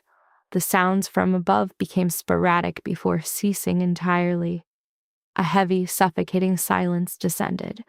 Claire sat on the floor, her arms around herself, and waited. Eventually, footsteps approached. The lock disengaged. The door swung open. Vincent stood there, his shirt stained with blood, a firearm in his hand. He appeared older than Claire recalled. His demeanor hardened. "Come with me," he said. "What transpired? Where is Evelyn? Where is Layla?" "They are secure. Come." Vincent guided her upstairs. The corridors were empty, but evidence of violence was visible. Bullet holes in the walls, damaged furniture, blood on the marble floor. "Vincent, what precisely happened?" Marcello initiated his move, attempting to seize control of the family. Leon retaliated. Vincent's voice was devoid of emotion. The outcome was unfavorable for both. Claire's stomach constricted. "Where is Leon?" Vincent paused at the top of the staircase and turned to face her. "Deceased. Marcello as well. Half the family is dead or has fled. It is concluded." The words lacked a sense of reality. "Evelyn," Claire stated. "I must see Evelyn." Vincent led her to Evelyn's chambers. Inside, Evelyn sat on the couch, clutching Layla. Both were physically unharmed, but Evelyn's eyes were red and swollen. "Claire," Evelyn's voice fractured. Claire crossed the room and embraced both of them. Layla was crying, disoriented and frightened by the preceding events. Claire held them as Evelyn trembled silently. "What is our disposition now?" Evelyn asked when she was able to speak. Vincent, still in the doorway, replied, "I am assuming control of what remains. The family is fractured. Most of the old leadership is dead or scattered. Rebuilding will take time." "And us?" Claire asked. "That is your decision?" Vincent holstered his weapon. "I can retain you here, secure yet imprisoned, or I can release you." Evelyn's head lifted sharply. "Release?" "You are Leon's widow, but you possess no legitimate power, and candidly, you are a liability. Too many individuals know of your forced marriage. Too many unresolved issues." Vincent's face was inscrutable. "Therefore, I present an option. Remain under my protection, or take what possessions you can and depart." Claire's thoughts raced. Liberty. After so long, genuine liberty. But Evelyn was already shaking her head. "To where would we go?" she inquired. "I possess nothing. No personal funds, no family, no employment history. And Layla?" Her voice fractured. "She is Leon's heir. Eventually, people will search for her, individuals who wish to exploit or harm her." "Not if they believe you are deceased," Vincent stated. There was a pause. "What are you proposing?" Claire asked cautiously.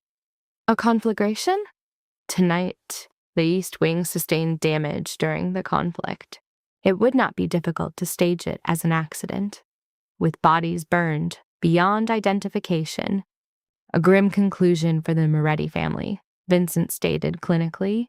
You would need to sever all past connections, new identities, new histories, with no possibility of return. The reward is freedom. Evelyn's expression was a mixture of desperation and acute fear. Here was the objective Claire had fixated on for years: total disengagement. Yet achieving it required absolute abandonment of her former life and trusting Vincent, an operative whose previous aid resulted in her capture. "What is your motivation?" Claire asked, seeking to understand his agenda. Vincent paused. "Perhaps a clear conscience. I have been complicit in this family's destructive patterns for too long." He gestured toward Evelyn and Layla. "You all merit a different outcome." "And if we remain?" Evelyn asked, weighing the variables. "You would exist as my wards, protected and comfortable, but within the family's rigid structure. No unauthorized egress, no external contact. A gilded cage identical to Leon's," he summarized. "And if we abscond?" "You become untraceable. I provide initial funding, documentation, and a temporal advantage. Your survival thereafter is your own responsibility." Claire observed Evelyn process the ultimatum. "Layla requires a normative developmental environment," Claire stated softly. "A life beyond these confines, with social integration and a future not dictated by this family." "She also requires security," Evelyn countered. "Here, she is physically safe. Out there, we would be perpetually at risk." "You have been at risk since your union with Leon." Evelyn did not refute the point.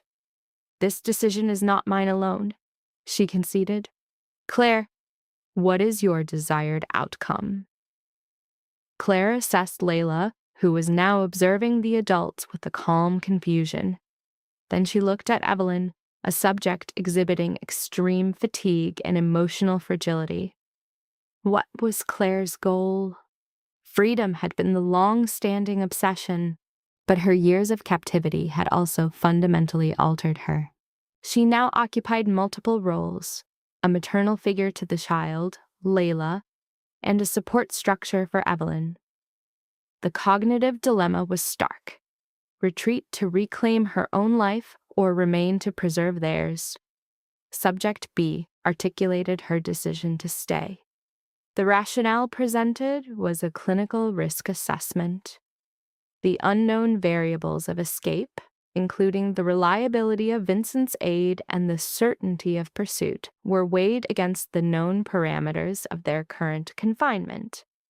She verbalized a preference for a controlled, hostile environment over an unknown outcome.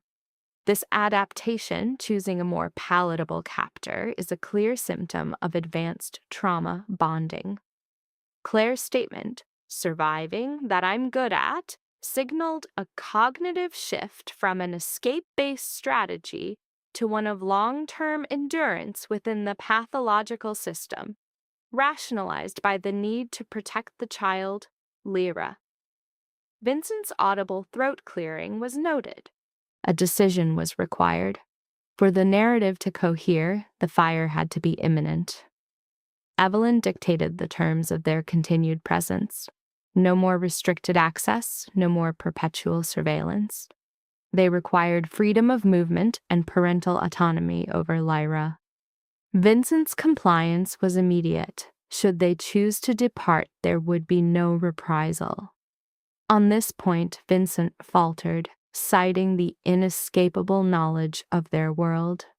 He could not promise total release, but a reprieve from Leon's form of imprisonment, a delimited freedom.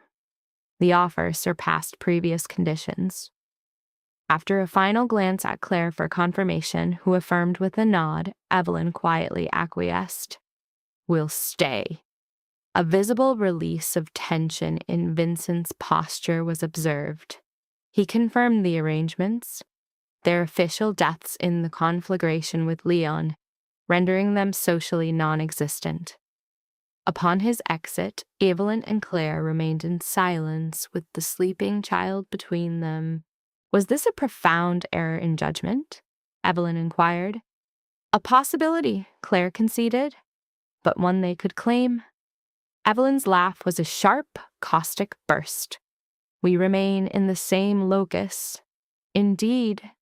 They sat until Lyra's awakening for water broke the stasis, and their suspended, abnormal existence resumed. The arson occurred 2 nights later. From a secure vantage point, Claire observed the East Wing's immolation, the flames dominating the nocturnal skyline. Fire units arrived, but not before catastrophic damage was sustained. The official account cited the deaths of Leon Moretti, his wife Evelyn, and associates in the fire, a tragic outcome of apparent internecine conflict. The media cycle lasted a week. Functionally, Evelyn Bennett Moretti and Claire Bennett were erased.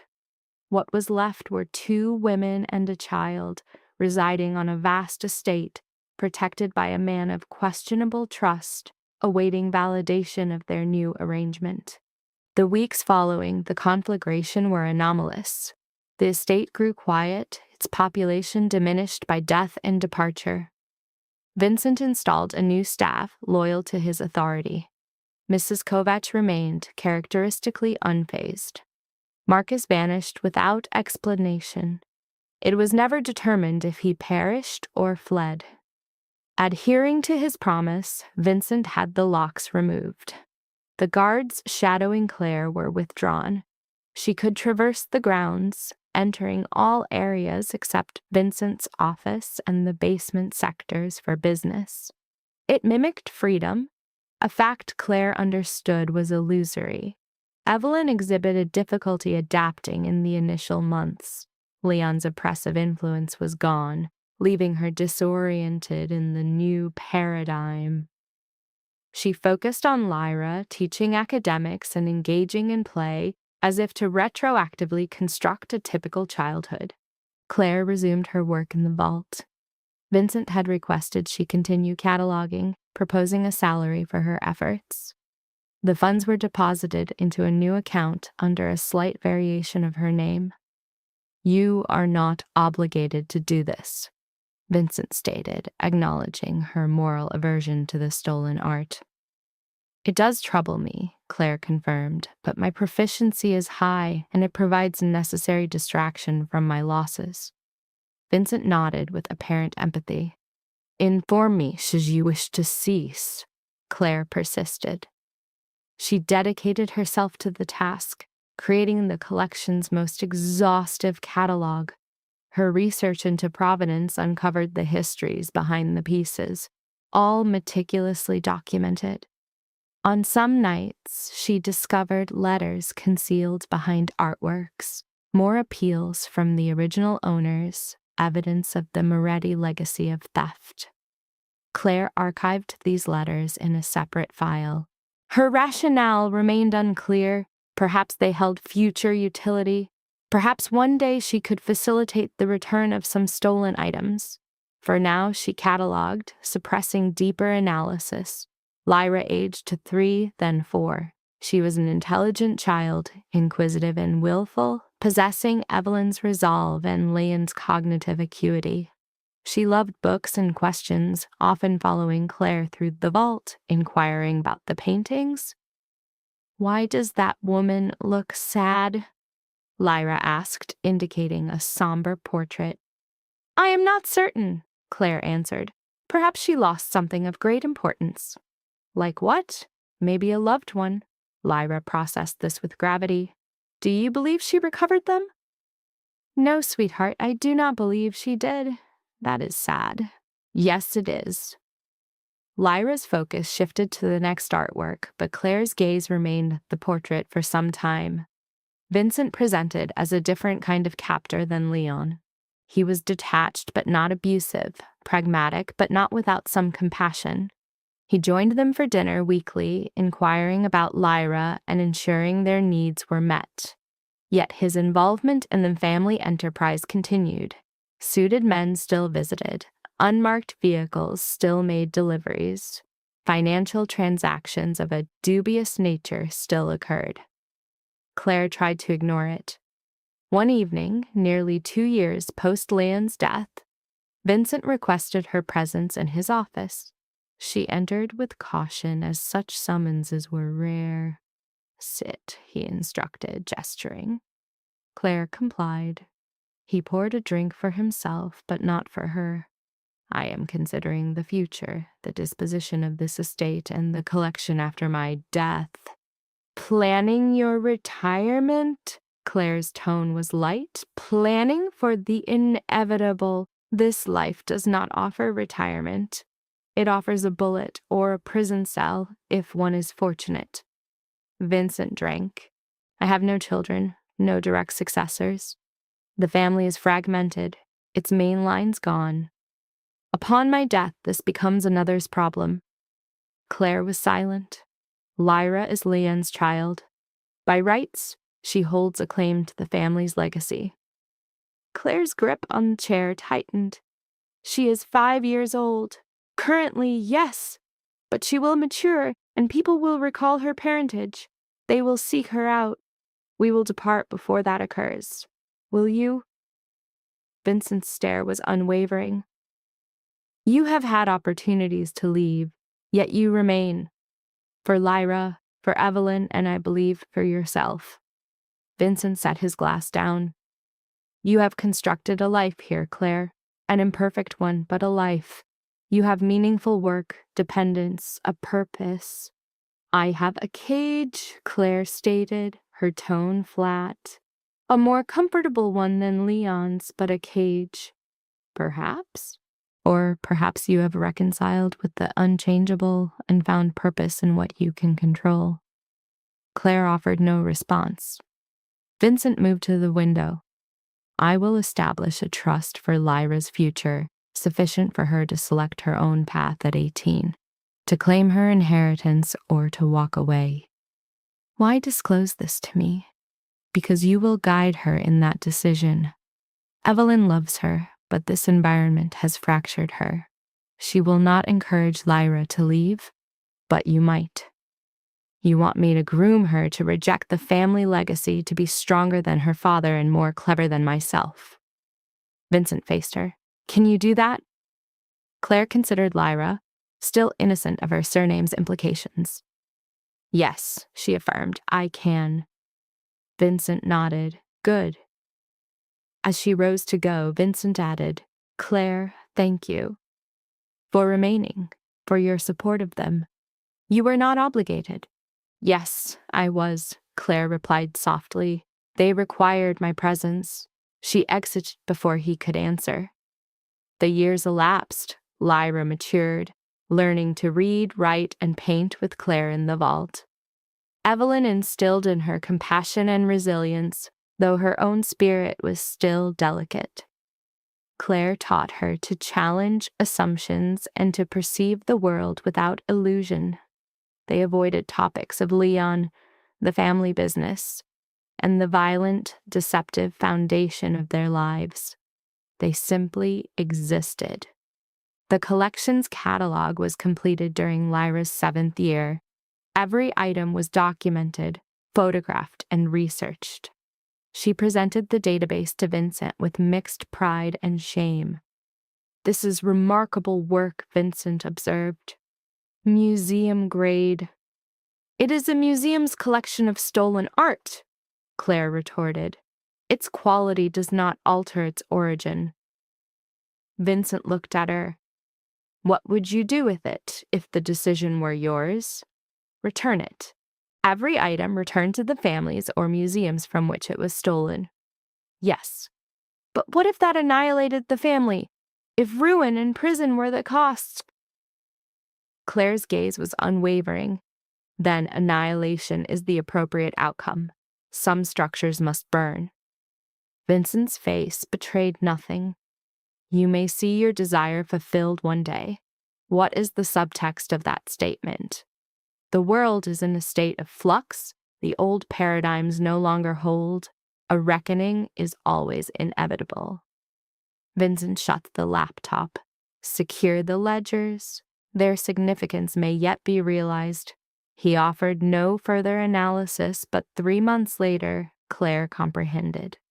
Federal agents executed a pre-dawn raid on the estate, armed with warrants and drawn weapons. Vincent was apprehended for racketeering, fraud, and other offenses Claire could only partially process. She, Evelyn, and Layla were moved to protective custody as the estate was systematically dismantled. The vault's contents were seized as prosecutorial assets. Claire's own meticulously kept ledgers became the central pillar of the state's case. Every entry Claire had logged, every illicit acquisition, every suspect transaction became a data point mapping the Moretti family's criminal pathology. Vincent's trial commenced 6 months thereafter. He was found guilty on 37 counts, receiving a sentence of 40 years in a federal penitentiary. The estate was forfeited, its collection liquidated, with funds directed toward victim restitution. In exchange for their testimony, Claire, Evelyn, and Layla were presented with an offer: complete identity erasure, relocation, and the chance for a total reset, unconditional freedom. They accepted.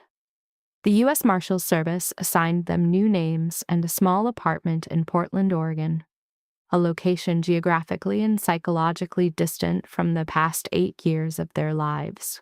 Claire Harper, Evelyn Ross, Layla Ross. The names felt like a foreign language in Claire's mouth. For weeks, she would hesitate during introductions, signing documents, or scheduling appointments. For months, Evelyn functioned on autopilot, mechanically unpacking and enrolling Layla in a public school, maintaining a facade of normalcy. Yet Layla exhibited the psychological plasticity of the young, a resilience that was profoundly painful for Claire to witness. She integrated into her new school within days. She would return home with reports of her teacher, of playtime, of a new classmate named Sophie with a matching backpack.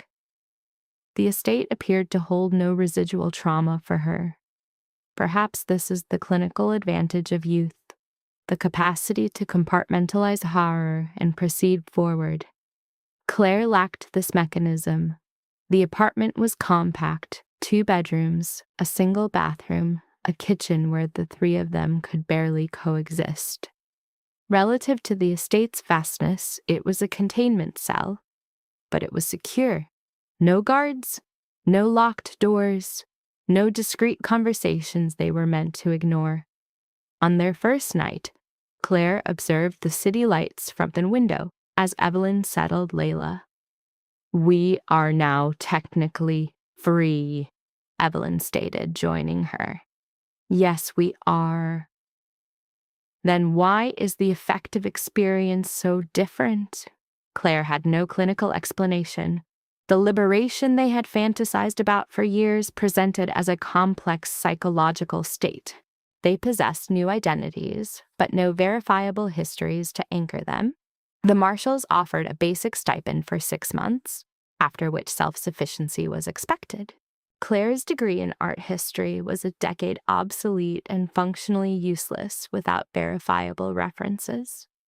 Evelyn possessed no employment history whatsoever. They were initiating their lives from a baseline of 0 at an age of established professional trajectories. "I can find employment in a cafe," Evelyn proposed one morning, reviewing classifieds. "Or retail, something entry-level." "You have no experience in retail." "I have no experience in many things. That is not a barrier to learning." Claire observed her friend. A clinical assessment. Evelyn, once the risk-taker, had been conditioned by the estate into a state of hypervigilance, prone to startle responses and chronic nightmares. The prospect of her managing difficult customers and strenuous shifts seemed untenable. "What is your plan?" Evelyn inquired. "It is not yet formulated." But it was. She simply had not verbalized the hypothesis.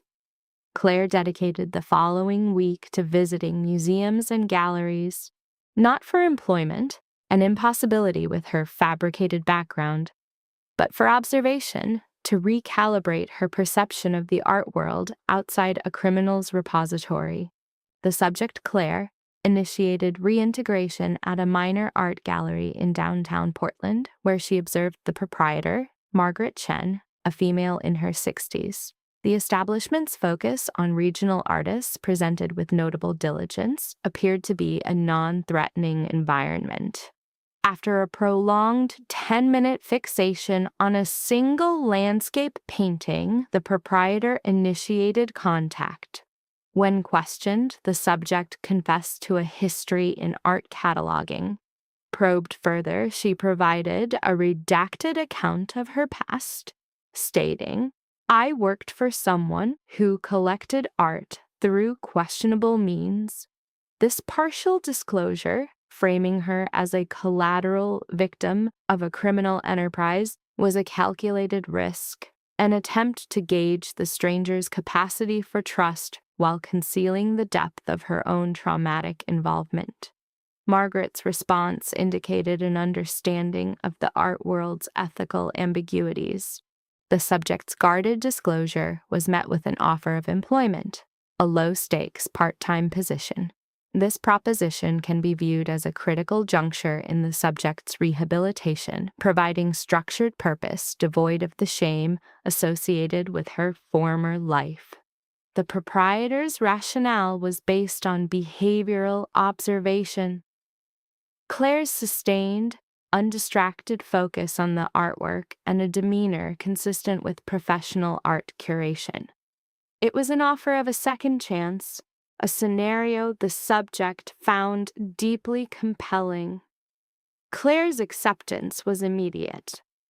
The subsequent work, inventory, display arrangement, and client interaction, functioned as a form of occupational therapy, providing a routine that was both mundane and restorative. The secondary subject, Evelyn, secured employment at a bookstore, a low-stress environment involving repetitive tasks. The physical exhaustion from this labor appeared to have a palliative effect on her psychological state. The child Layla exhibited healthy developmental progress within the school system, forming social bonds and expressing normative childhood aspirations. These positive adaptations, however, were frequently disrupted by persistent symptoms of post-traumatic stress disorder. Evelyn experienced severe nightmares resulting in periods of incapacitation. Both subjects maintained the cover story for Layla regarding her father's death. Claire exhibited hypervigilance, reacting with a fight-or-flight response to stimuli resembling past threats. The trauma was not erased but integrated into their daily routines, manifesting in obsessive security behaviors. Approximately 6 months post-relocation, Claire discovered Evelyn in a state of acute emotional distress.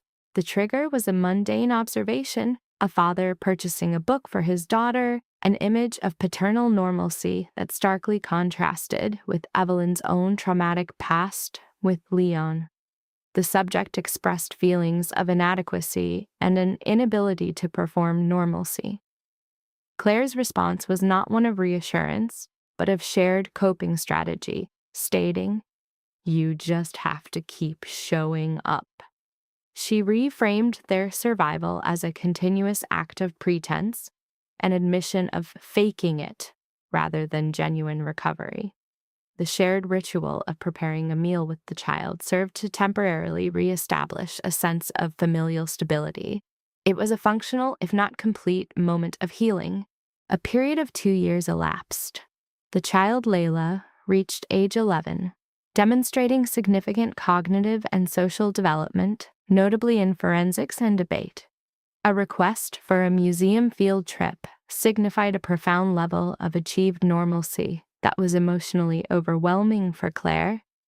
The subject was promoted to assistant manager, and the combined incomes allowed for a move to a larger residence, providing the child with her own room. This quiet, constructed life was abruptly interrupted in Layla's 12th year by the appearance of 2 U.S. Marshals in their home. The subject's immediate psychological response was a regression to extreme threat assessment, assuming their new identities had been compromised by their former captors. The agent's demeanor, however, indicated a different purpose. The agents identified their subject of interest as Vincent Moretti. The news of his terminal pancreatic cancer with a prognosis of 3 months was delivered clinically. Moretti had issued a formal request to see Claire. Her stomach dropped. The rationale for the request remained undisclosed, but the marshals assured her of complete security and identity protection should she choose to comply. Evelyn, exhibiting signs of vicarious trauma, immediately advised against it, stating Claire owed him nothing. However, Claire's cognitive process was already engaged, weighing Moretti's role in her initial escape and the trust established for Layla against his complicity in their long-term captivity. She deferred her decision, and after the agents departed, she and Evelyn engaged in a risk-benefit analysis of the situation. Evelyn questioned Moretti's potential motives, suggesting possibilities from a need for closure to a deceptive trap. Claire countered that the marshal's involvement suggested the scenario was secure. The core question became one of desire versus psychological need. A part of Claire wished to let the past die with him, yet another part, linked to the orchestrated escape, required answers. The subject concluded the meeting was a psychological necessity. In a display of their trauma bond, Evelyn insisted on accompanying her, stating, "We do this together." After securing care for Layla, they were transported to the Federal Correctional Facility. The environment was sterile and oppressive, conforming to the subject's expectations. They were processed and led to a designated visitation room. Vincent Moretti's physical appearance was consistent with late-stage malignancy. He was cachectic, with sunken eyes and jaundiced skin. He was restrained in handcuffs with the guard present. He acknowledged them by name, his voice weakened. Claire initiated the interaction with a direct inquiry. "What do you want?"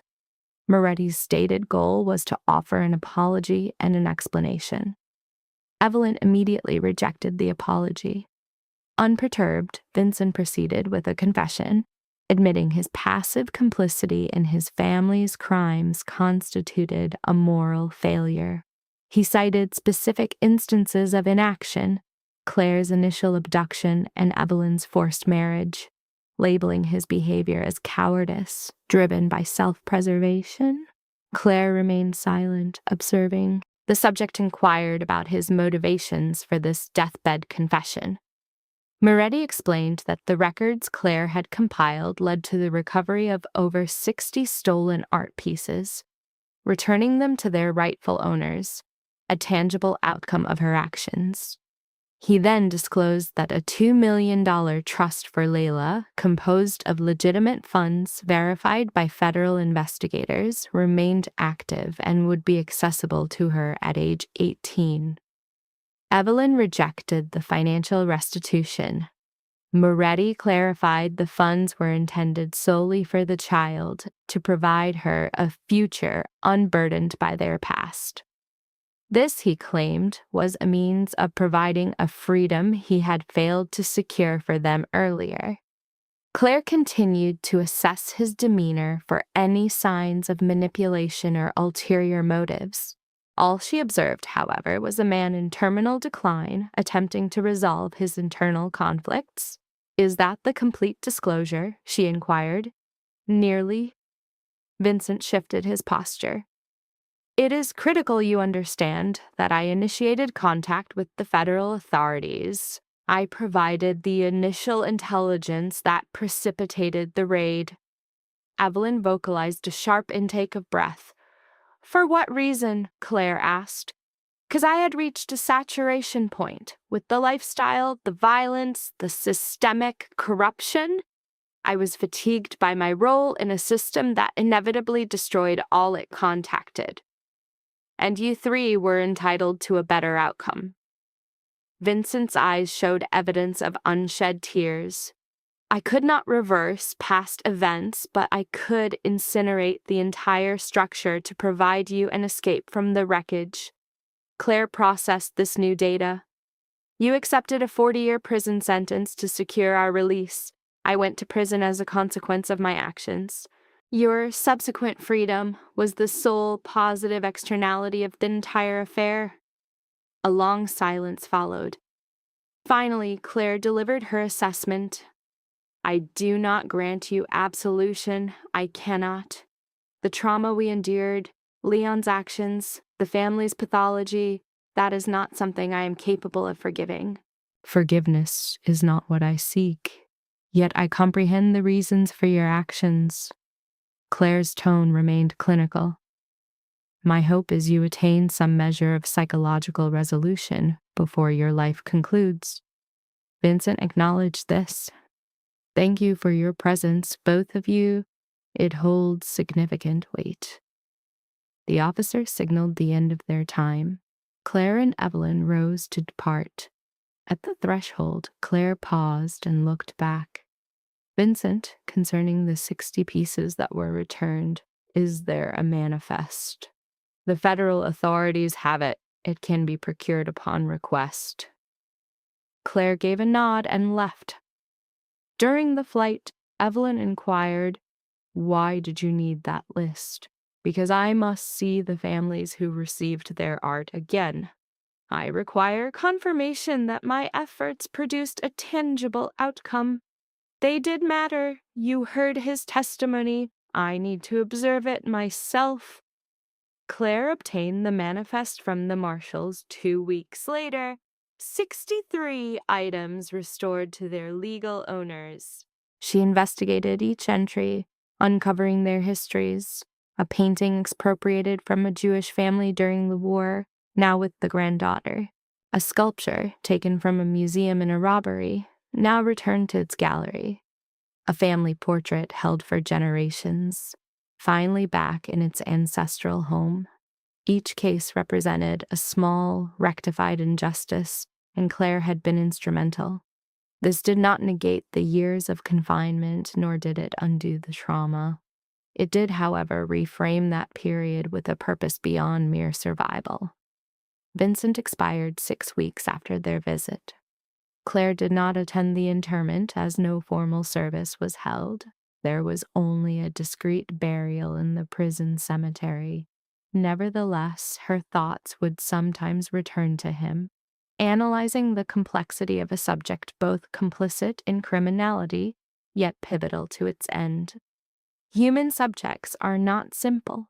They possess the capacity for profound malevolence and unexpected grace, sometimes within a single lifespan or a single moment. Time progressed. Layla reached the ages of 13, then 14. She developed into a contemplative adolescent with interest in social justice, art, and poetry. She was aware of the complicated nature of her family history. They had provided her with redacted narratives as she matured, yet she resisted allowing this to define her. She was forming her own identity, separate from Leon's legacy and the Moretti name she never knew. One evening, at age 15, Layla approached Claire with an inquiry. "Aunt Claire, may I pose a question?" They were in the kitchen, Claire preparing a meal while Layla worked at the table. "Certainly, when you and Mom discuss the traumatic years, the ones before this, you omit many details. I understand the protective instinct, but I am no longer a child. I can process the truth." Claire put down her knife, turning to face her.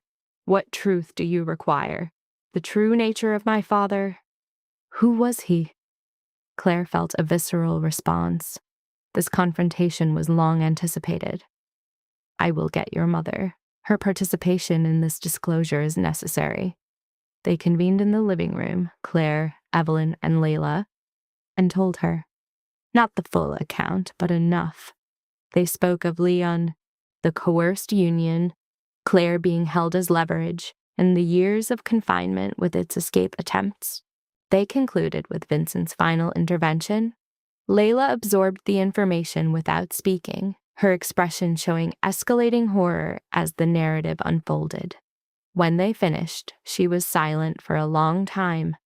So, my progenitor was a criminal, she said at last. You are the daughter of a woman who survived extreme adversity, Claire corrected her. Your father's pathology does not define you, but his genetic material is in me.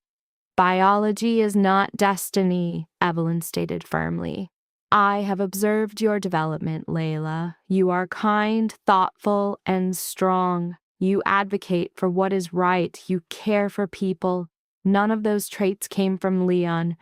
They are entirely yours. And me? Layla looked at Claire. Why did you remain? You were not my mother. You could have departed. Claire considered the possible responses. Duty, loyalty, love.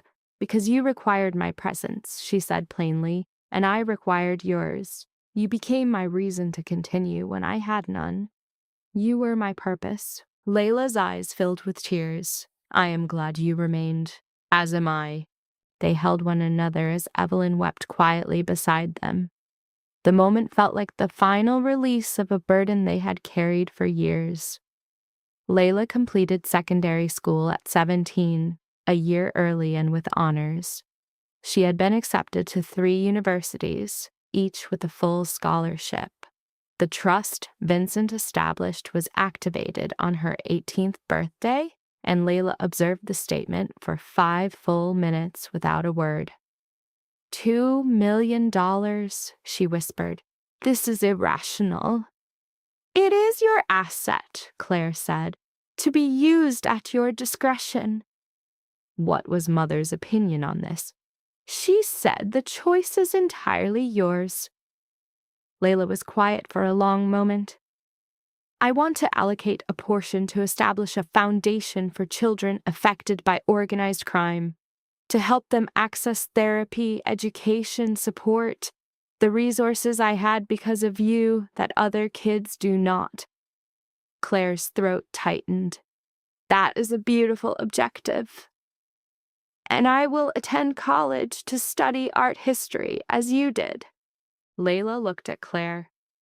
I want to help return stolen artifacts to families as you did, but I intend to do it through the proper channels from the start. You are not obligated to follow my trajectory. I am not following your path. I am forging my own, but your example showed me the significance of art, of justice, and of making things right. So yes, I am resolved to do this. Claire pulled her into an embrace. This young woman, born into a pathogenic environment, had chosen to move toward the light. She could have been poisoned by her father's legacy, but instead used it as a catalyst for constructive action. I am so proud of you, Claire whispered. I am aware you state it daily. I will state it daily for the rest of my life. The years continued to pass. Layla went to college and then to graduate school. She interned in museums, worked with art recovery specialists, and helped repatriate items to their countries of origin. She was exceptionally skilled at it. Far better than good. Subject Evelyn established a small literary enterprise, a venture that provided psychological stability over financial gain. This was deemed sufficient for her needs. Subject Claire maintained her position at the art institution before inheriting it upon her superior's retirement. After a decade, she divested from the gallery and transitioned to an academic role, finding purpose in observing the nascent artistic passion in her students. Their lives were constructed not in defiance of their trauma, but in integration with it. The events formed a part of their narrative, not its entirety. At a gathering for Lila's 30th birthday, Claire registered a state of profound psychological equanimity, a condition not experienced for many years. This was not the negation of distress, but an acceptance of its chronicity and peace with their life trajectories, and with the individuals they had become. Evelyn initiated a dyadic exchange, observing their mutual progress. Both subjects, now in their 50s, showed physical signs of aging but demonstrated significant resilience. "Our outcome was favorable," Evelyn stated clinically.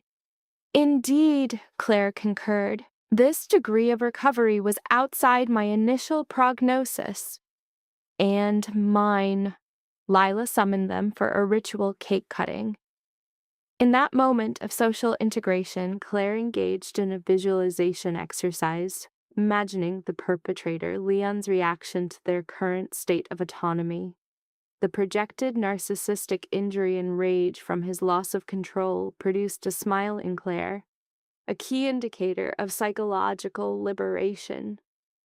Years later, at 63, a communication from Layla reported new life events, her impending marriage to Sarah, and their joint request for her and Evelyn to serve as primary attendants. The report continued with their intent to begin adoption proceedings. A specific case was noted: a female child, 8 years of age, within the foster system following the incarceration of her parents. Lila preemptively addressed Claire's potential concerns, articulating a desire to replicate the rescue she herself had experienced. She demonstrated a clear drive to provide reparative attachment for another individual.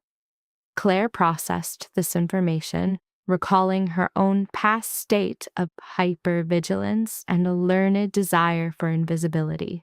The journey from victimhood to survivorship and now to benefactor was complete.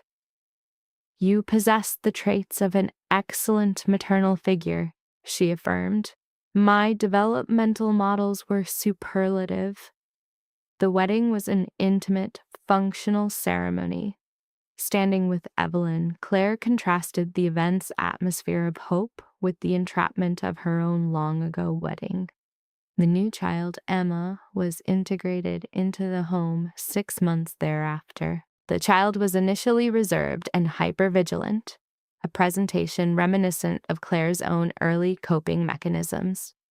Lila's parental approach was marked by patience and attunement to the child's needs.